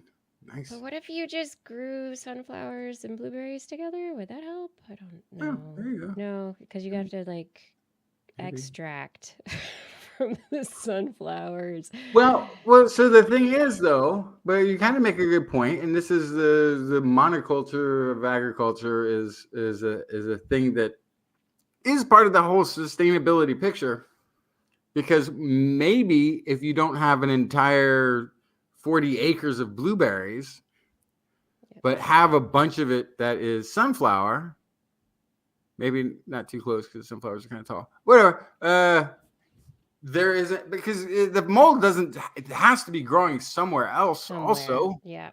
And if it can't grow on the sunflowers, it means you might be able to protect your blueberry fields by surrounding them with a protective fence of sunflower. Yeah, could be. Could be. That's there. There's the next. That's another level study. experiment. Yeah. Next study. All right. Let's go back into deep history. We've had our blueberries and sunflowers, which we love, but now it's time. It's fall. It's time to fall back.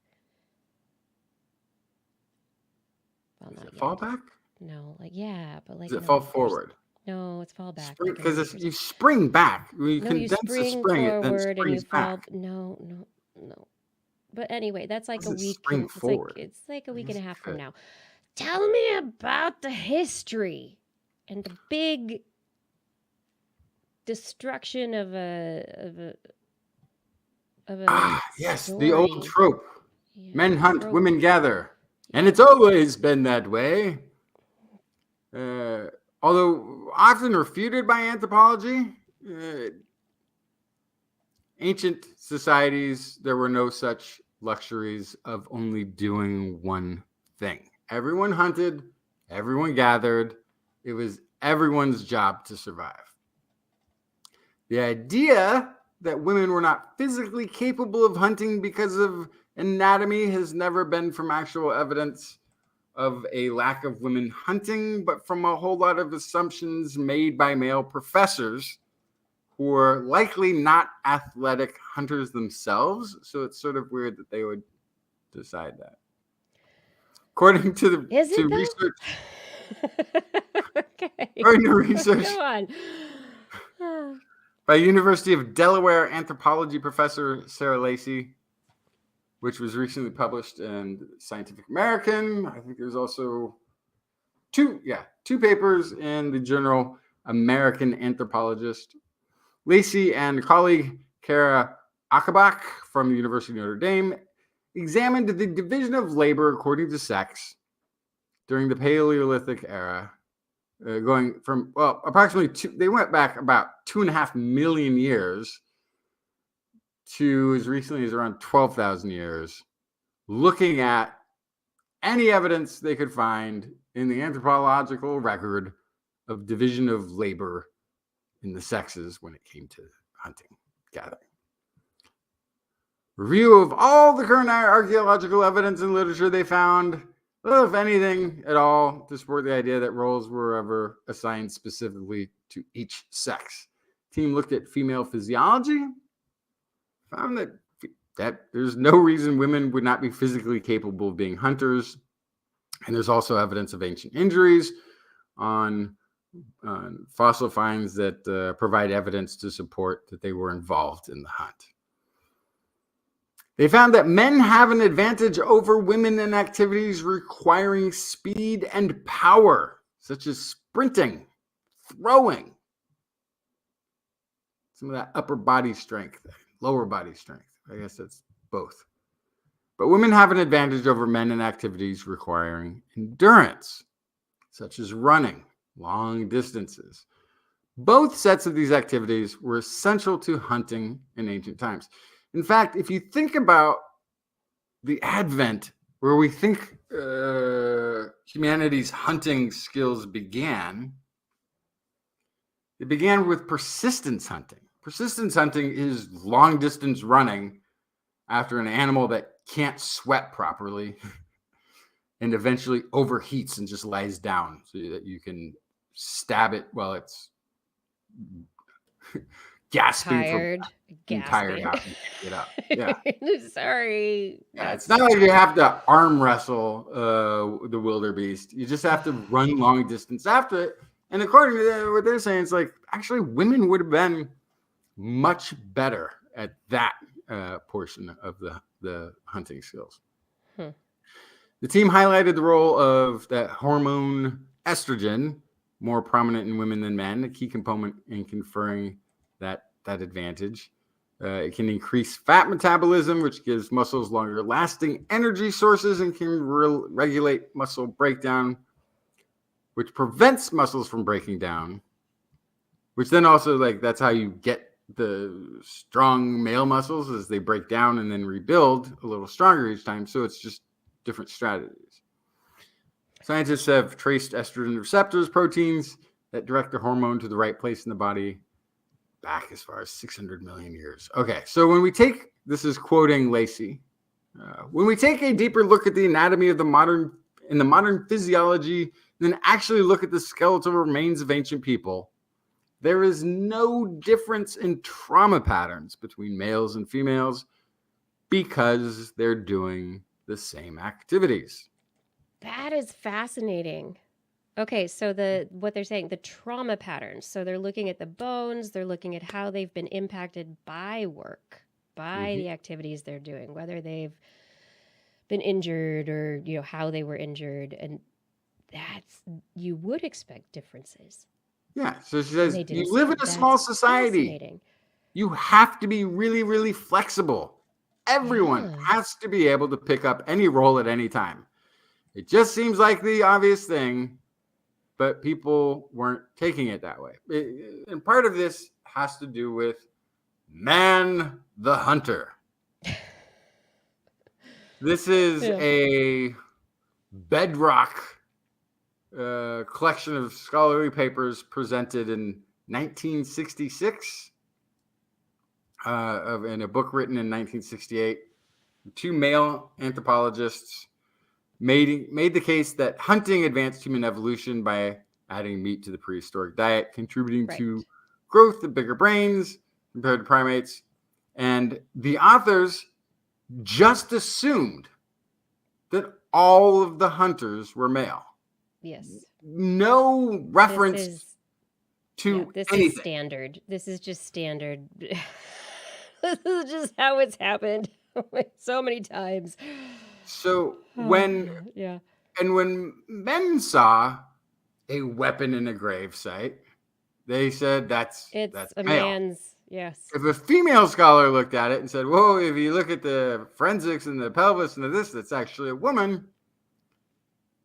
So female scholars have been publishing research that contradict man the hunter for decades and decades now. And this is quoting Lacey. But there are fewer women involved in that research, so the research is less and the data is less, and that's well. Okay, it also got. Go ahead. It also So the quote is: there were women who were publishing about this in the 70s, 80s, and 90s, but their work kept getting regulated to, oh, that's a feminist critique or a feminist approach. Because there was... Of course it is. What's the word? Is it misogyny? Is that the one? Or is that... Is that the word? I think that's a word. Yeah. In the field. Yeah. Really? So this is before any of the, genetics revolution or understanding of the roles of estrogen, and also in the analysis of things. So even like stone tools, the stone tools were attributed to men making them stone tools, which you can tell by looking at a stone tool, the gender of the person who napped it. Like, what? Now, maybe you can figure out whether they were right-handed or left-handed. Yeah. Maybe there's a napping pattern that you can suss out something like that. But yeah, no, I think this is fantastic. This is two papers, not just one. This is awesome work trying to put together these stories and challenge the status quo in the field. And, like we said earlier in the show, it's kind of able-bodied people who can do these things. Who wants to do it? You want to do this? You could do this. And let's go do this. Okay, who's going to help in the hunt? Who's going to help in the making the food? Who's going to do these things? If you're working as a tribe, everybody gets to do the things. Yeah. That's what helps everybody do better. Oh. Everybody's got a pigeon, especially if it's, well, we either all go to work today or we don't eat. Yes. Which you can't, that's the amazing thing. I'm surprised any animals survive for a long time, because I feel like I would just get too lazy as an animal and be like, I'm not going to hunt today. And you take that day off hunting and now you didn't eat. Now you're like, and suddenly you're now I don't have the energy to hunt. What? I can't run as fast. I'm not as strong as I should be. Now I can't catch a wildebeest. I'll try to eat something else. But I got to wash the blueberries and put powder on them. Oh, I'll do that later. And then next thing you know, you've gone extinct. Oopsies. It'll do the work. I hate it now when I'm dead. Okay. So I think really what we're looking at is all of humanity is the product of unlazy people who worked really hard. I think that's a very apt statement. I think that might be- Pretty much. Yeah.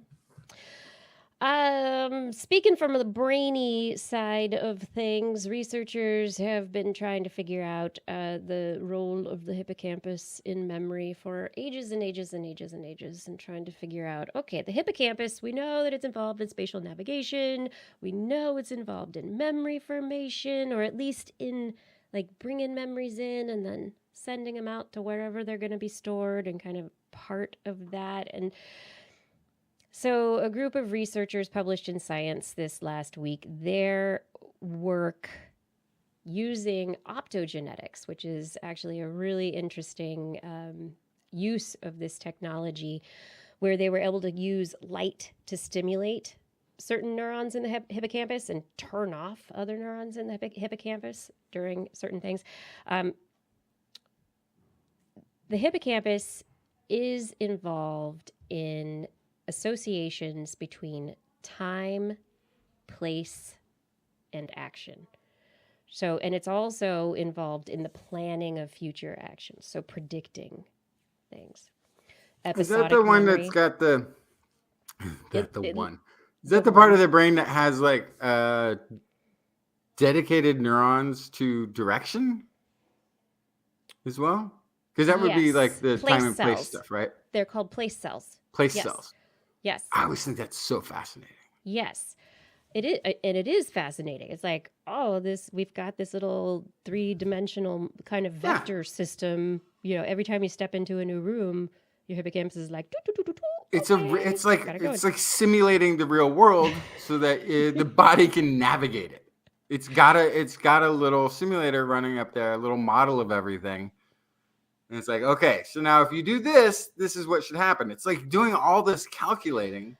Right. But it's not just calculating whether you're in the corner of the room or whether you're navigating from one corner of the room to the other corner of the room. It's also like paying attention to like, okay, I was in the room this morning and oh my God, my cat like threw up and I had to go clean it up, and it's putting together all this information related to your terrible morning. Like it remembers that episode and why this morning was a bad morning compared to other mornings when your cat was just nice and snuggled with you. And so there is a hypothesis. There have been 2 hypotheses that are involved in the hippocampus and how it works. And there's an idea of like the coding. So like the way that the neurons go beep, beep, beep, boop, boop, boop, turning on and off and connecting with other neurons in the system. And researchers have been trying to figure out the association between all these things for a very, very long time. So how can you just like know that you're going from one place to another, you're at your house, or you want to go to your friend's house and you're going to go that way, or that you're going to go to the neighborhood grocery store and buy apples because you like the apples at this grocery store more than the apples at the other. Your hippocampus is involved in that kind of stuff. But maybe one day the route you take to the Apple store, not like the technology store, but like the place where you buy the apples that you like to eat, the road's closed because of construction. And so you have to find a different route to get to your apples. And your hippocampus is maybe involved. Like, do you have an internal map? Is it like, how is the brain working? Can the hippocampus, is the hippocampus involved in predicting a new route that might work for you, or multiple routes that might work? All right, so they stuck a bunch of electrodes into a rat's brain, and they had rats go from place to place for rewards. And they used optogenetics, which could turn different neurons in the hippocampus on or off at different times to test what was going on. And so they would tweak the learning of the path from your house to the Apple store. So the rats would start at the house and they'd end up at the Apple store and they'd be like, I like both these things. How'd I get here? I don't know what happened. So there's like the sequence of events that gets you from one place to another. And there's a sequence of cells that fire in the path as you go from one place to another. And so by using optogenetics, they could turn off the neurons to stop that sequential firing. And then there's the other aspect that's more like milestones or new routes in different ways. And so like, maybe like it's gonna go from this place to that place, and like it's not the sequence that they messed up, but it was like the overall code of going to get apples that was messed up. So, but then what you're talking about there is a landmark series of things. So it's like, I'm going to walk this direction. Train station. That means I'm going to turn left. Candy store. Oh, that means I got to keep going and then turn right to and then so you're picking out spots that you tell you that you're getting closer to your destination. Right. And so they manipulated these neurons and impacted the way that the sequencing either happened or the overall thing of like, I gotta go get a reward. How do I go get there? Oh my gosh. And so they either impacted the sequence or the predictive ability of how to like change a path and like take a different path to get to the store.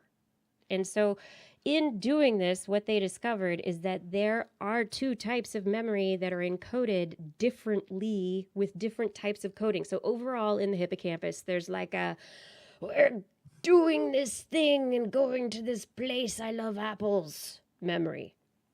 And this is like, I know there's an Apple store and I'm going to go to the Apple store. But then, and I know how to get there. But then there's the other part, which is there are multiple ways to get to that Apple store. And there's different coding for those different predictive paths. And so the sequence, and so there's like a bigger general coding and then a sequential coding. And either of them can be messed up. And it affects memory differently. And so this implies that the hippocampus is like an interesting coding computer. It has these different types of codes that work together to allow us to do the things that we do. But when you have somebody who's has dementia or Alzheimer's, where their memory is impacted in a very particular way, that perhaps it's not the entire population of neurons that's being impacted. Right. Maybe it is like some of the sequences and the way you only need to be missing. Yeah. Wow. Because and then suddenly the mapping system doesn't have its landmark, or if it's missing just one left, right in the sequence, but doesn't have. It doesn't have the right, because I don't feel like I'm going in a sequential set of things. But there are sequential. There are things that you do that your brain notes in a very time-coded manner. And then when you go to bed, it replays those things in the time code, like the neural network of your different communities of neurons that work together. They fire together, they wire together, they fast forward through those events, and that makes it a memory. It makes it something that's solid within your brain. And when you disrupt that, and whether it's through disrupted sleeping or whether it's through neuronal deficits, neuronal degeneration, that is going to impact the way that the memories are formed. But they also, maybe these are targets. Maybe there are ways that we can work with them to treat these things. Anyway, I love the hippocampus is my favorite part of the brain. Oh my gosh, I love it so much. And then because we're on a visual communication medium right now, it's kind of like a Zoom call. We use StreamYard. It's pretty awesome. But anyway, there was some work published in Imaging Neuroscience this last week where researchers wanted to know whether or not there was a big difference between in-person interaction brains and Zoom brains. And even though previous studies have shown that there can be some synchronization of brains across these virtual media, this study specifically, they used what's called functional near-infrared spectroscopy. They were looking in the visual area of the brain, the dorsoparietal regions, for cross-brain synchrony and also for face recognition, in-person face recognition. They also had EEG, and they showed that Zooming is not as real as real in-person connections.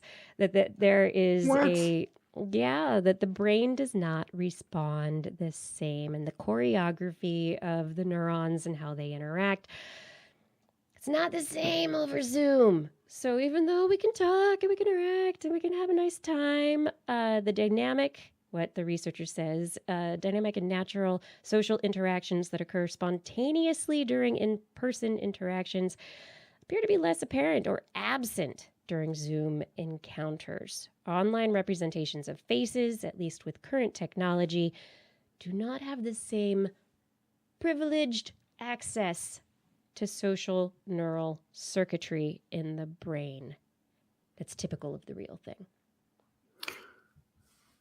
Interesting. Now, what I would be interested in finding out is if that's training with screens that's resulting in this, or experience with screens, like watching television. And so there's something on a screen. And so you don't, like, I'm kind of curious, like, if somebody who's not in a culture or society that watches screens all the time, you know, like, audiences used to jump in their seats in the simplest things in the oldie time movies. Well, you still do. I mean, jump scares are a real thing. Yeah, absolutely. I mean, it's a whole thing. And, you know, there are people who are some people are more emotionally, I don't know, empathic than others. Like, you get into the life of a character in a show and you just have to know what's going to happen. You know, you get into the story and the character and all this stuff. But TV also isn't interaction. You're watching passively. Whether or not you are psychologically feeling like you are engaging, you're not actually talking. Right now, you and I are talking. We're having a conversation. Yeah. Right? I think so. I think so. But at the same time, every time we've done a live show, it's different. That's absolutely. But then we're also not having any eye contact. Because when we're doing a live show, we're all sitting on the same side of a table, looking out at the audience and talking for a good part of it. And so that's a whole weird dynamic too. It is. That's a different paradigm. Yeah.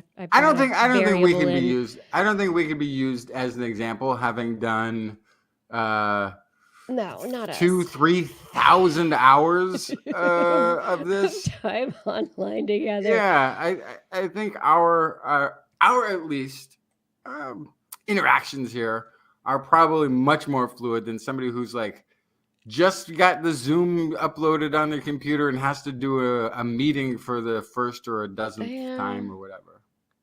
So I mean, I'd love to know, you know, more about the numbers and the experience, and you know, whether or not this is some random person I've never met before and I'm talking to them on Zoom versus seeing them in person versus people you know very well that you're connecting with. You know, eye contact is a big deal though. Yeah, and Lon says, I have decades of practice making eye contact with the camera. That is something I'm terrible at, by the way. I can't look up there at the camera. Like, it's the weird, like, I know it probably looks weird. I've tried to position it so that my eye line doesn't seem like I'm looking off somewhere else. But for me to talk like this, as though I'm talking to Kiki, feels bizarre. It is bizarre. It doesn't feel right at all. So I This make is eye great. contact with the screen eye that you have, which makes it up here look like I'm not making eye contact with you, which then you might feel like, oh, is he even making eye contact with me because I can't tell? So there, I can see how these social cues could get all crunched up in the Zoom platform environment. Yeah, but I think it's going to be a very interesting development forward, as we are developing with the technology and more people, especially since the pandemic and other, more and more people are online doing things, and whether they're going to just be Zooming, are we going to be doing VR where we're like just avatars? I don't know what's going to be happening. But how our brains react in these artificial systems versus in the real world is important as we address the future of mental health and loneliness, which is a growing issue. More and more people, especially younger generations, life is loneliness, people. Like, I don't know, maybe I'm a nihilist now. I don't know, but a lot of people are lonely, and it's becoming more and more of an issue. It's impacting mental health, and if we're not able to address it appropriately, if these digital platforms aren't able to help us feel connection with people, then we need to do more. We need to figure things out, and it's not just pills. So, come on.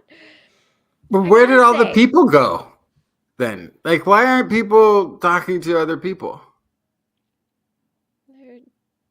They're lonely and scared and tired, and life is hard, and there's all sorts of reasons.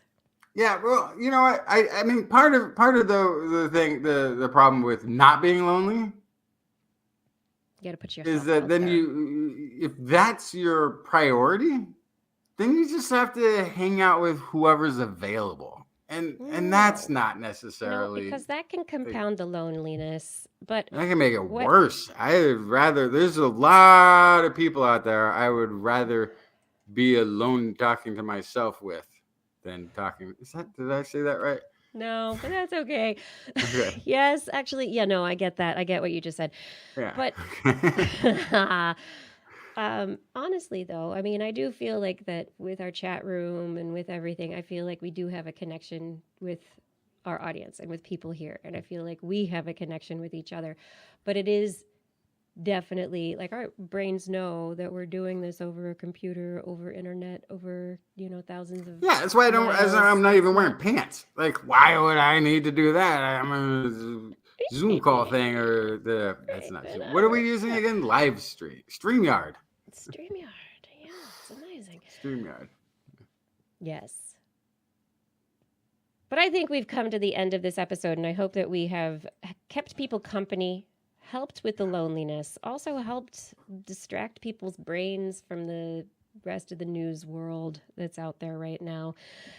John Ratnaswamy asked, when I use the end of my finger to pick up a crumb, does the crumb adhere to my finger because of electricity, moisture, magic, or something else? All of the above. Yeah, exactly. I'm guessing on electricity, but yeah. Yeah. Physics. Could be. Yeah, Van der Waals forces. We've also got moisture, like sweat, and we got oils, and we have little fingerprints that like stretch out when something smooshes up against it, and all that stuff can counteract the power of gravity for just a little while. Yeah. So it's not magic. I'm going to say not magic. Not magic. No. I think everybody's maybe magical. Glue. If you're talking everybody's to a magical, and they should absolutely use their powers for good. You're a magical unicorn. Yes. Okay. Are we done? We're done, right?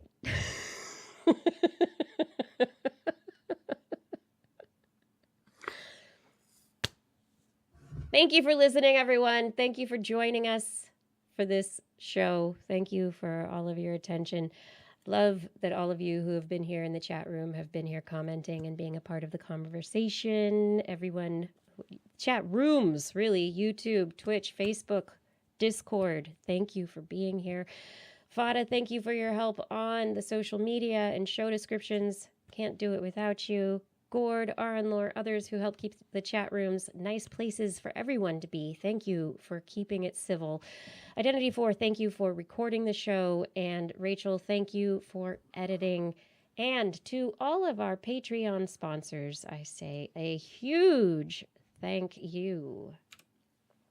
To Arthur Kepler, Craig Potts, Mary Gertz, Teresa Smith, Richard Badge, Bob Coles, Kenton Northcote, Rick Loveman, George Corris, Pierre Velazarb, John Ratnaswamy, Carl Kornfeld, Chris Wozniak, Begard, Chefstad, Donathan Styles, a.k.a. Don Stylo, Ali Coffin, Reagan, Shoe Rouge, Sarah Forfar, Don Mundus, P.I.G., Stephen Albaran, Daryl Myshak, Stu Pollack, Andrew Swanson, Fredus 104, Sky Luke, Paul Vornovich, Kevin Reardon, Noodles, Jack, Brian Carrington, David Ean, Youngblood, Sean Clarence, Lamb, John McKee, Greg Riley, Mark Hessenflow, Steve Leisman, a.k.a. Zima, Ken Hayes, Howard Tan, Christopher Rappin, Richard Brendan Minish, Johnny Gridley, Remy Day, G. Burton Lattimore, Flying Out, Christopher Dreyer, Artyom, Greg Briggs, John Atwood, Rudy Garcia, Dave Wilkinson, Rodney Lewis, Paul, Rick Ramus, Philip Shane, Kurt Larson, Craig Landon, Sue Doster, Jason Olds, Dave Neighbor, Eric Knapp, E.O., Adam Mishkan, Kevin Parachan, Aaron Luthen, Steve DeBell, Bob Calder, Marjorie, Paul D. Disney, David Simmerly, Patrick Pecoraro, and Tony Steele.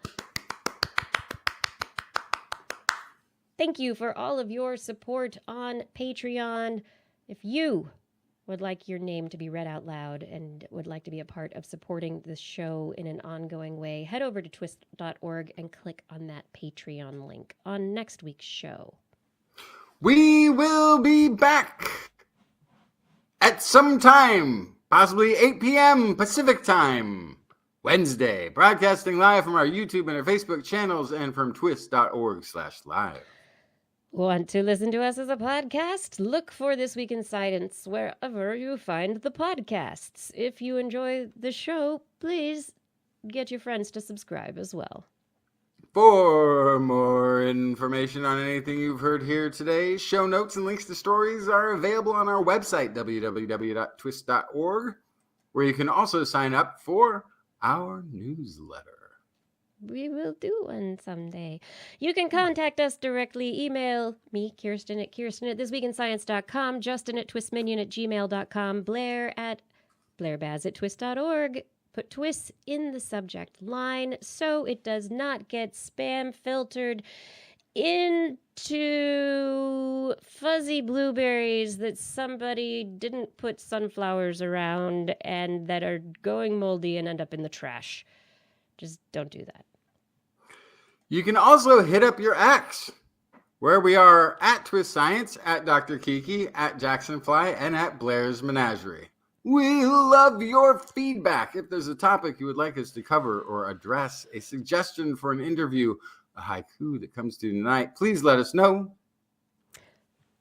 And if you've learned anything... Oh, wait, no, that's your line. You can do it. That's fine. Nope. We'll be back here again next week, and we do hope that you will join us again for more great science news. And if you've learned anything from the show, remember, it's all in your head. Oh wait, no, I did it. It's all in your head. This Week in Science. This Week in Science. This Week in Science. This Week in Science, it's the end of the world. So I'm setting up shop, got my banner unfurled. It says the scientist is in, I'm gonna sell my advice. Show them how to stop the robots with a simple device. I'll reverse global warming with a wave of my hand.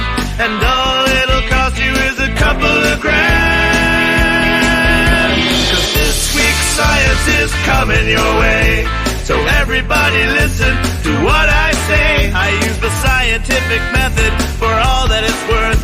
And and I'll broadcast my opinion all over the earth.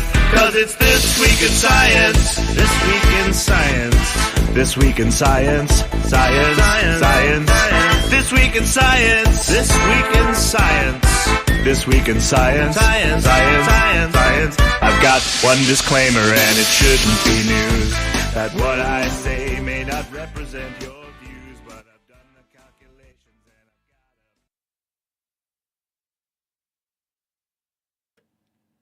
And we are here at the after show, or at least I am, because it's always at this point that Justin puts his finger and goes, 1 minute, I'll be right back. And now he goes off somewhere, and I don't know where he is right now, except he's probably listening.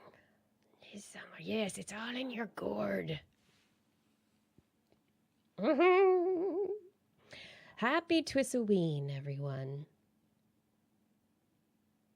Yeah, we will meet next week after TWIS-O-WEEN, after the Halloween that will be coming. Does everyone have good costumes? Are they excited for the celebration of the death? Have you created decorations of gourds that you have attacked in your front yard? What do you have?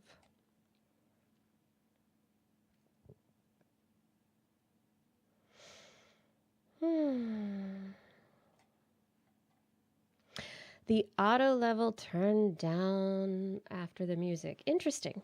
Well, Justin's not here, so maybe it's it is interesting. Look, yes, I know. I don't know what's happening. I didn't change anything. I'm just here doing this. I haven't changed a thing. Yeah, I clicked a button earlier to try and even myself out with Justin, and it appears to have worked for the show, but now I am quieter.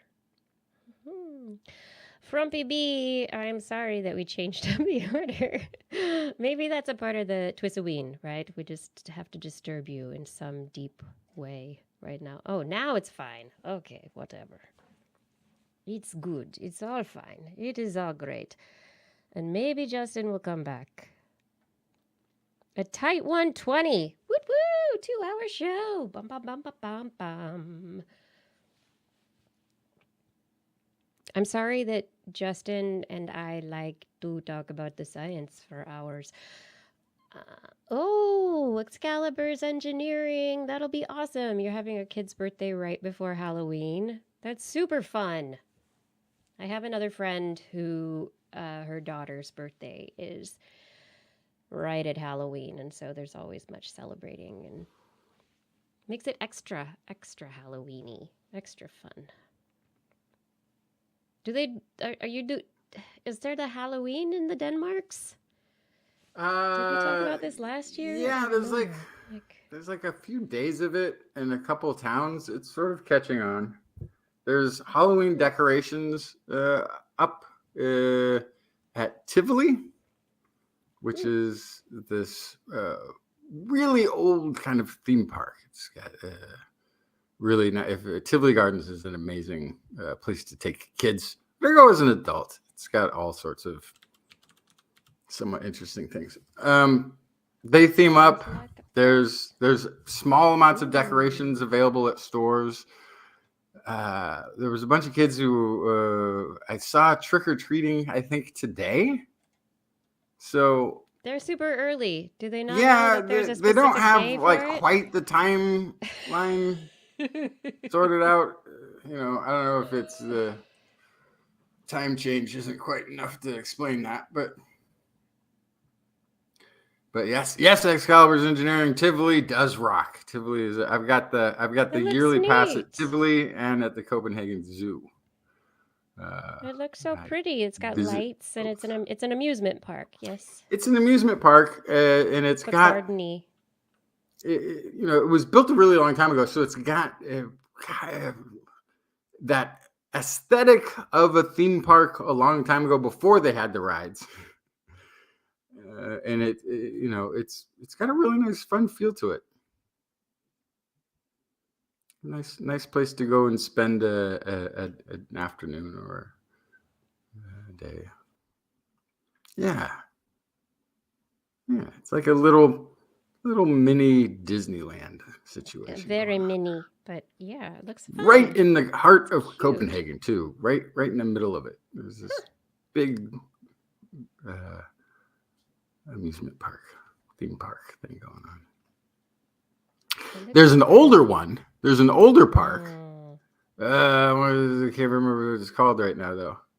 I've been to a few times, which is pretty interesting. Not Tivoli. There's another one that's not Tivoli. That's an older one. That's got the world's oldest or second oldest wooden roller coaster that I will never go on, because as soon as I go on it, that's the final timber will give way. That's when it's gonna break. It's like this is the it's oldest. Waiting. Nope. It's waiting for me. Yeah.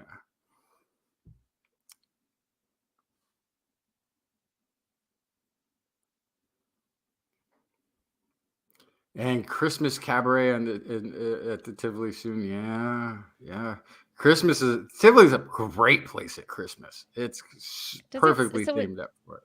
It snows and it should be no covered and no. pretty, It doesn't snow in Denmark anymore.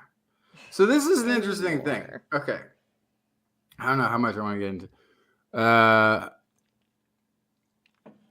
I visited Denmark a long time ago. Quite a bit, and it used to snow pretty heavily. It'll snow, some snow will fall, it'll be on the ground, kids will make some snowmen, then in a few days it'll rain and all that snow goes away. That sounds like Portland, where we have like a now big how it is. snow. It's more like it's much more like a Portland weather now than it was when I first visited Denmark. It's less cold. It's just less cold. The thing I've been catching people saying is like, "Whoa, this is the last week we've got good weather." It goes on for like 2 months at the end of because I just don't know. The end of summer now. Yeah, it goes on. It keeps going. But what does happen? The big change that hasn't changed, the thing that changes that hasn't changed, is that it gets really dark really early and then doesn't get light until really late in the day. So at some point, I think you're not changing the tilt of the planet. No, the global warming has not affected that. No, not that. And so Denmark becomes a very dark country for several, good 3 months out of the year. It's just, you get a couple hours late. And then what's amazing is when the springtime hits and you get like the first sunny day, everybody's outside, just standing places, we can see the sun again. Yeah, it's a big, people are sounds just like Portland. Yeah, very windy. Hasn't actually been that cold. I don't even think we've had the radiators turned on yet, and here we are getting into late October. There's still winter coming. But, yeah, there's a big polar freeze coming right now, North America. I think Spokane, Washington started getting snow, and there are other areas that are going to get hit in the northern regions. It's supposed to get very cold for this time of year this weekend here in Portland. Maybe down to 35 or so, maybe almost freezing. But that's it's a little early for that, but overall. But Denmark is so you know how like they have the weather person in front of the green screen with the ever changing weather and stuff. They're like in Denmark. In Denmark, they have a map made out of wood, and drilled into it is just in Danish, but it's rain likely. And it's the whole country, and it's a wooden map, and it's already been drilled on there, the thing that says rain likely.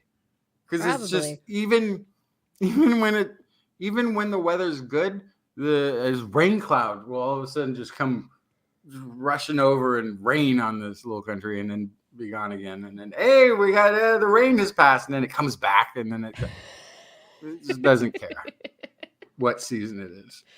Who cares? That's just the way it is. It's the weather. That's what we do. Ugh. What are we all gonna do?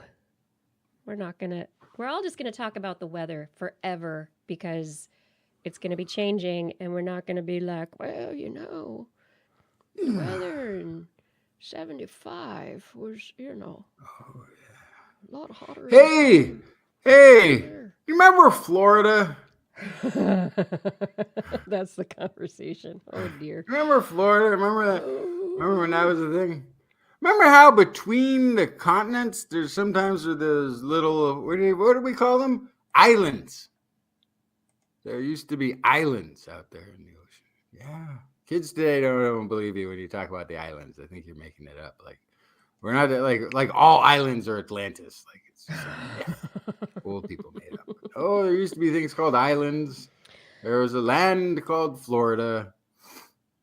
That's going to be the fascinating thing, is that they're going to be, some islands are going to disappear. We're going to get places that used to be just regular old places. They're going to be little islands. And then it's just going to get weird. It's going to get really strange. Yeah. So let's all think about happy pigs. Make the pigs happy. I have to believe that Denmark has happy pigs. Make the cows. Denmark has a very. I don't know anything about the pigs, to be honest, because that happens in a part of Denmark that is the main landmass of Denmark, Jutland, which is over there to the west somewhere, and doesn't have. It means pigland. It's the place where the pigs are raised. Maybe I don't know what it. Forgot what it meant. I used to know what it meant. It does mean something. I mean sandland, or maybe it's because it juts out. I don't know. But there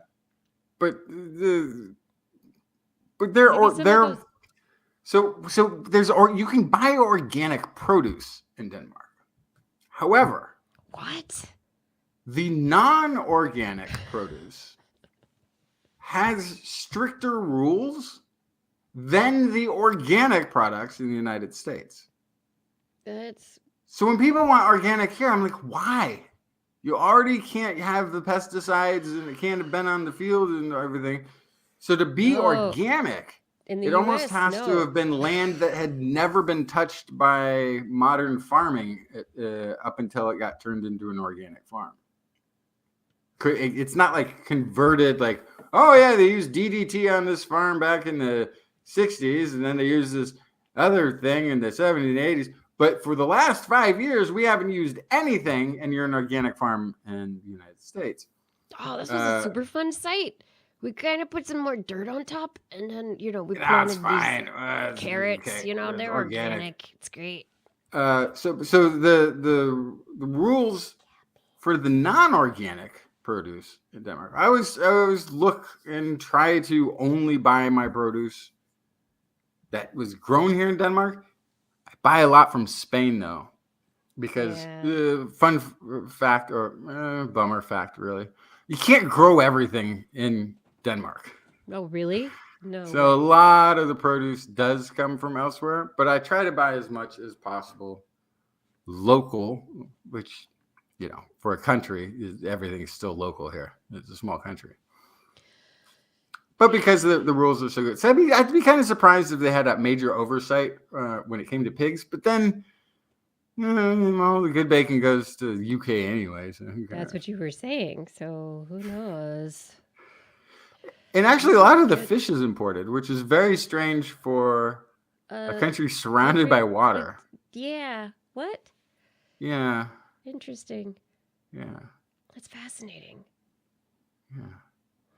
My favorite moment, what was it, last summer in Paris at a restaurant, and asking the waiter, who happened to be from Spain and from like coastal Spain, where his dad was a fisherman, and finding out this afterwards, but like asking him whether he recommended the fish that was on the menu, and the look on his face. So just No. You nowhere in Paris. Do not. Don't eat the fish. It's no. It's just no. Too far from the sea. You do not know. You go to Spain. Go to At Spain. least they go have to a the coast. and then you eat the fish in Spain by the coast. Yeah. Okay. Well, Don't eat that it gets here. some bias. So, like, I honestly like. Here, have I some feel, snails. I kind of get that because I feel that way about. There's a which is ridiculous because this is not how the global, what do you call it, the supply system, logistics, what do you call it, system, How it works? Mm-hmm. But the further away I am from the ocean, the less more you want seafood, the less that I want to go to a sushi restaurant. Right. So that is a very Right. That is survival. It seems like if you're in the Midwest, I don't know that I would want to go to sushi. And I understand, like, the fish that is on the sushi menu in San Francisco along the coast might have come from Alaska. I get it. With probably no difference really in travel time from that fish to the fish you get in the Midwest. But in my head, absolutely, the further I am away from the ocean, the less I'm inclined to eat seafood. Now, I will now tell you about the best tuna sandwich I ever had. But maybe there's trout, which is like a river fish and it's like nice. This is how suggestive I am. A little, yeah, okay. The best tuna sandwich I ever had, and I was hungry. It was a long day, so that builds into it a little bit. Was at the Monterey Aquarium cafeteria. After having stared at the giant tuna in their tank swimming around, and then we got into the because in my head, that's going to be the freshest tuna you will ever find because they got it right over there. I was like 50 yards away. I just saw where they keep the fish, and here they are serving it right over here. Nowhere will you find, because in my head, that's the correlation of distance. My hippocampus is telling me there's where the fish was. It only had to go to here. That was your pigeon brain talking, okay? Pigeon brain. Pigeon brain made an association. Wasn't necessarily an accurate rule. No, it might not have really applied. That fish might have been from the Atlantic. That fish might have been from, for all I know, the Aegean that I eat. There at the who knows? The cafeteria at the Monterey Bay Aquarium. They're gonna do sustainable, whatever. Maybe fish. Yes, I don't, because they hand out all the things and tell you all about what this is sustainable fishing. They have a whole thing, but does their kitchen staff pay attention? Is their kitchen staff like, oh, that's really great advice? We have a supplier we use. We're not catching it ourselves. We've already. Maybe you need to go undercover to the Monterey Bay Aquarium and report back. That sandwich was so good though. And you know what makes me think it actually might have been from the aquarium? It's because the next time I went, I had that tuna sandwich in mind, and they didn't have any tuna sandwiches, which tells me no fish died that week.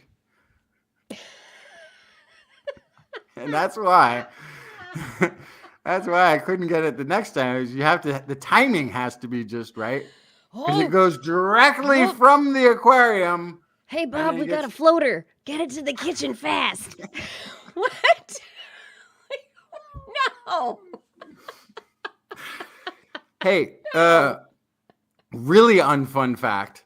Oh, God. That's where a lot of zoo meat comes from. Is from other animals in the zoo. We need to talk to Blair about that. I'm not gonna I'm not going there yet. That's what happened to. Do I want to tell this? That's what happened because they had too many baby giraffes. Nope. At the Copenhagen. Nope. Okay. Nope. I need Blair involved in this conversation. Yeah. Shh. You're going to tease dead baby giraffes? Oh, I got an talking email about? a little while ago No. about the appreciative of the applause that we give to the Patreons at the end patrons? of the list. Yeah. Okay. To clarify, that applause is not for everyone. That applause is only for Tony Steele. The reason Tony Steele is at the end of the list is because if he was moved anywhere else in the list, the applause would break up the reading of the list. But that applause at the end is actually only for Tony Steele. Does not apply to everyone. I wanted to clarify that because that apparently was Not clear. Something we had not clarified. I'm glad you clarified. Previously. Yeah. Very well done. It is 10:30. I must. Oh my away. goodness, it's late there. My day's just starting. Yes. Hey, say goodnight, Kiki. Wait, no. Good night, Huh? Kiki. Say good morning, Justin. Good morning, Justin. Oh gosh, am I gonna have to deal with this guy? Oh my. Yeah. Good night, everyone. Caffeine. He's gonna be all like, Go home. Thank you for visiting us this one time. We hope that you have a great week. You're going to come back again next week. I hope you stay safe, healthy, happy, lucky, curious, all those things. And I hope that we have given you a moment of diversion and joy from the real world with a little bit of this. true What do you reality. mean? What is this diversion? This is the real world. This Yes, is it's the real really- world. This is the things really going Real on. stuff. The rest of humanity that's trying to figure out all of their nonsense, that's not real. That's been going on for a long time.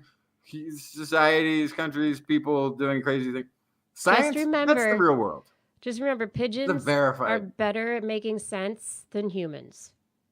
In one particular study related to little lines. It may be more than one way. Rewards. They are And good that- survivors. You have to Great give survivors. pigeons that. They adapt. Love the pigeons, everyone. Just love the Yeah. pigeons. Have a great week. Thank you for joining.